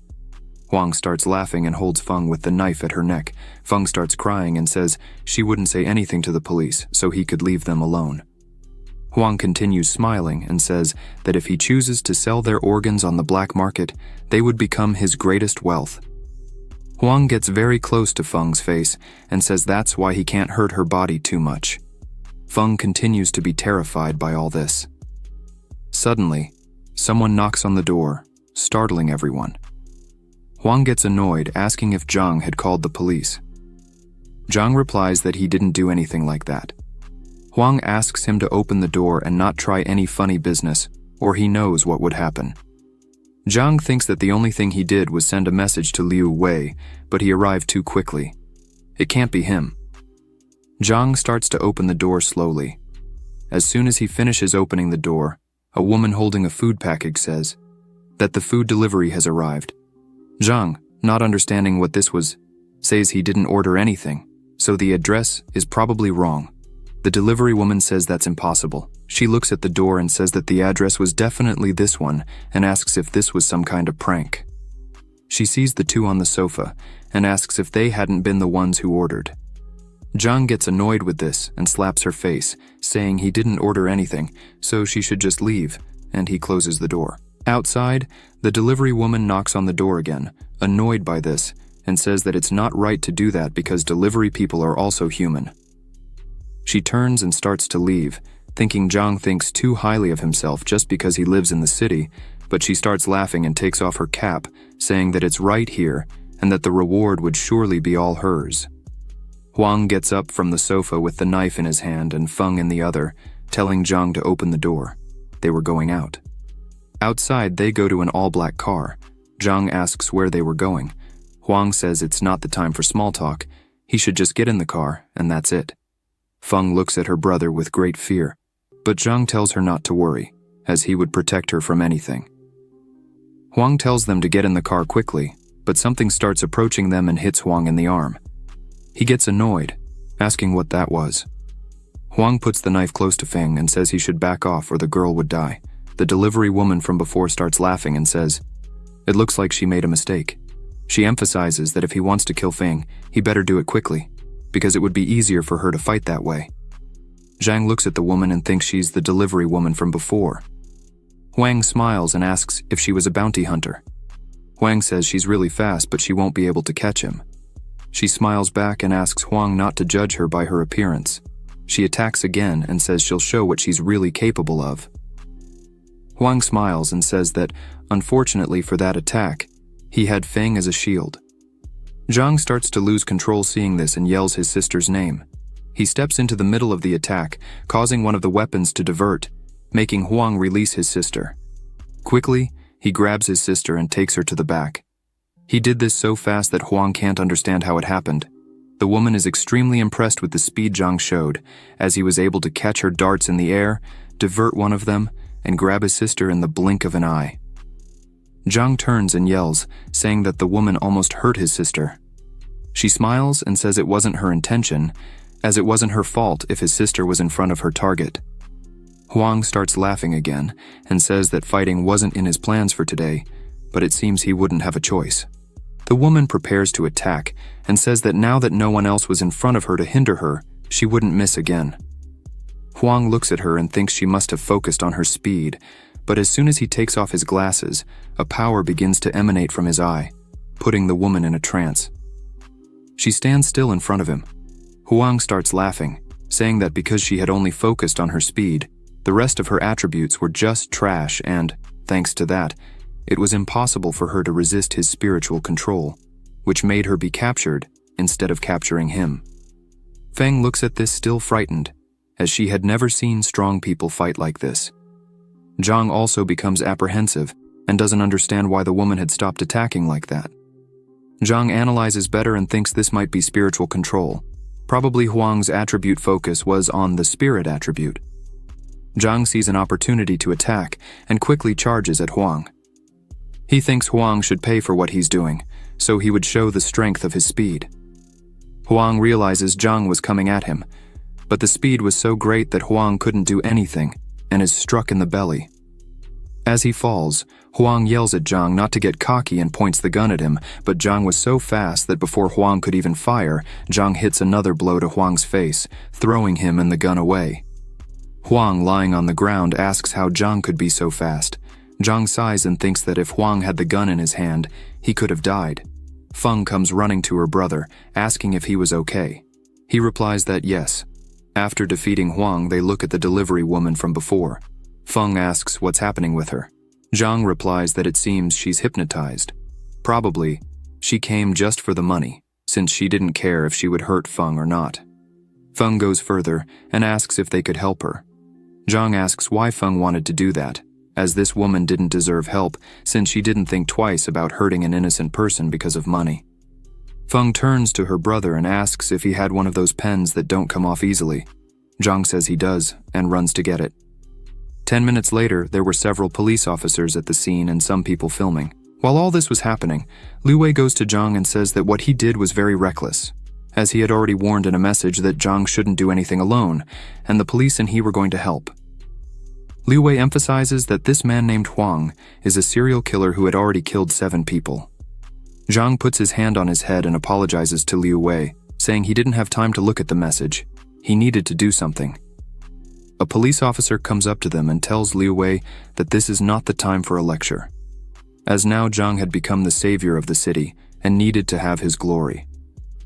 The police officer says that for 2 whole years they tried to catch Huang, but he always escaped. The police officer tells Liu Wei that since it was one of his students who captured Huang, he should feel proud of his student. Liu Wei points to Zhang and says that pride is not the most important thing. He was really worried about the safety of Zhang and his sister Feng, but suddenly Liu Wei stops for a moment and asks how Zhang managed to defeat Huang, as he was extremely strong, in addition to being a first-level magic domain fighter. Zhang thinks it's not yet time to tell about his abilities, so he points to the woman from before, saying that if it weren't for her help, he probably wouldn't have been able to defeat Huang. He also says she was hypnotized, as she had been standing there for a long time. The police officer looks at her and says her name is Mengdi. She is a bounty hunter and does anything for money. Feng says her name is quite beautiful. The police officer continues saying that she is very strong and is on the same level as Huang. She has captured other wanted criminals and has caused several problems for the police. The police officer looks closer and asks what happened to her face. Feng sticks out her tongue and says she doesn't know anything. When they saw her, she was already like that. Her face was covered in drawings and scribbles. The police officer says he understands and would take them to the police station. As they were putting Mengdi in the car, the police officer says that the reward for capturing Huang was 1.5 million. Since Zhang and Feng helped capture him, they could split that. He asked them to go to the station in a few days to collect their part of the reward. Zhang is impressed, as 750,000 raised for him and his sister was a lot of money. His sister smiles and is happy about this. Zhang holds his sister's shoulders and thanks the police officer for this. With this money, they would be able to pay the rent and even buy Feng's kidney. The next day at 8 o'clock at night, Zhang was lying in his bed, thinking that it was time. As he had defeated the Death Zone boss, the 4th floor should be open now. He activates his watch and decides to head to the 4th floor. At the altar of the 4th floor, everything seems normal. People were organizing into teams as always, and the guards were no longer there. Zhang thinks that his team had many losses in the last fight, but now he has the Death Butcher and the Goblin King, in addition to the Frog's long-range fireball, so he wouldn't have problems with that for now. Zhang picks up the Magic Domain Guide to see the monsters on the 4th floor. The guide shows that there are 3 types of monsters there: Pighead, Birdman, and the floor boss Bullhead. The guide didn't give much information about the monsters' strengths or abilities, so Zhang thinks they seem to be quite strong. He decides to hunt them immediately. Then, he heads alone to the Death Forest, a strange place where there are bones on the ground and some monsters hidden among the trees. Suddenly, the hidden monsters start to appear. Zhang crosses his arms and starts calling his beasts to play a little with his guests. The Goblin King and the Death Butcher appear. The monsters look at this, prepare themselves, and charge at the Goblin King. Zhang orders the Goblin King to hold the 2 without any difficulty. The Goblin King defends the 2 attacks, but the damage suffered was still considerable. Zhang orders the Death Butcher to take action and attack them. The Butcher starts his attack and hits both monsters at once, causing absurd damage to the 2. The first one receives 471 damage, while the second one receives 426 damage. Zhang is impressed with the strength of his beast, the Death Butcher. However, while he was focused on the fight in front of him, a Birdman was approaching from behind. Just as the Birdman was about to grab him with its claws, he notices and dodges at the last moment. Zhang thinks that the Birdman is really fast. He takes his bow and aims at the Birdman, saying he would try this S-rank weapon. As soon as Zhang fires, his arrow misses. He gets annoyed with this and calls the frog and asks it to burn this bird quickly. The frog prepares and starts firing its fireballs, but the bird starts dodging all the attacks until finally one of them hits, causing a big explosion in the sky and dealing 339 damage to the bird. Zhang starts laughing a lot with this, telling the bird to dodge that. An hour later, the battle had ended. Zhang starts picking up the orbs on the ground, thinking that the defense attributes of these monsters don't seem to be that good. If they were, he probably would have a big problem defeating them.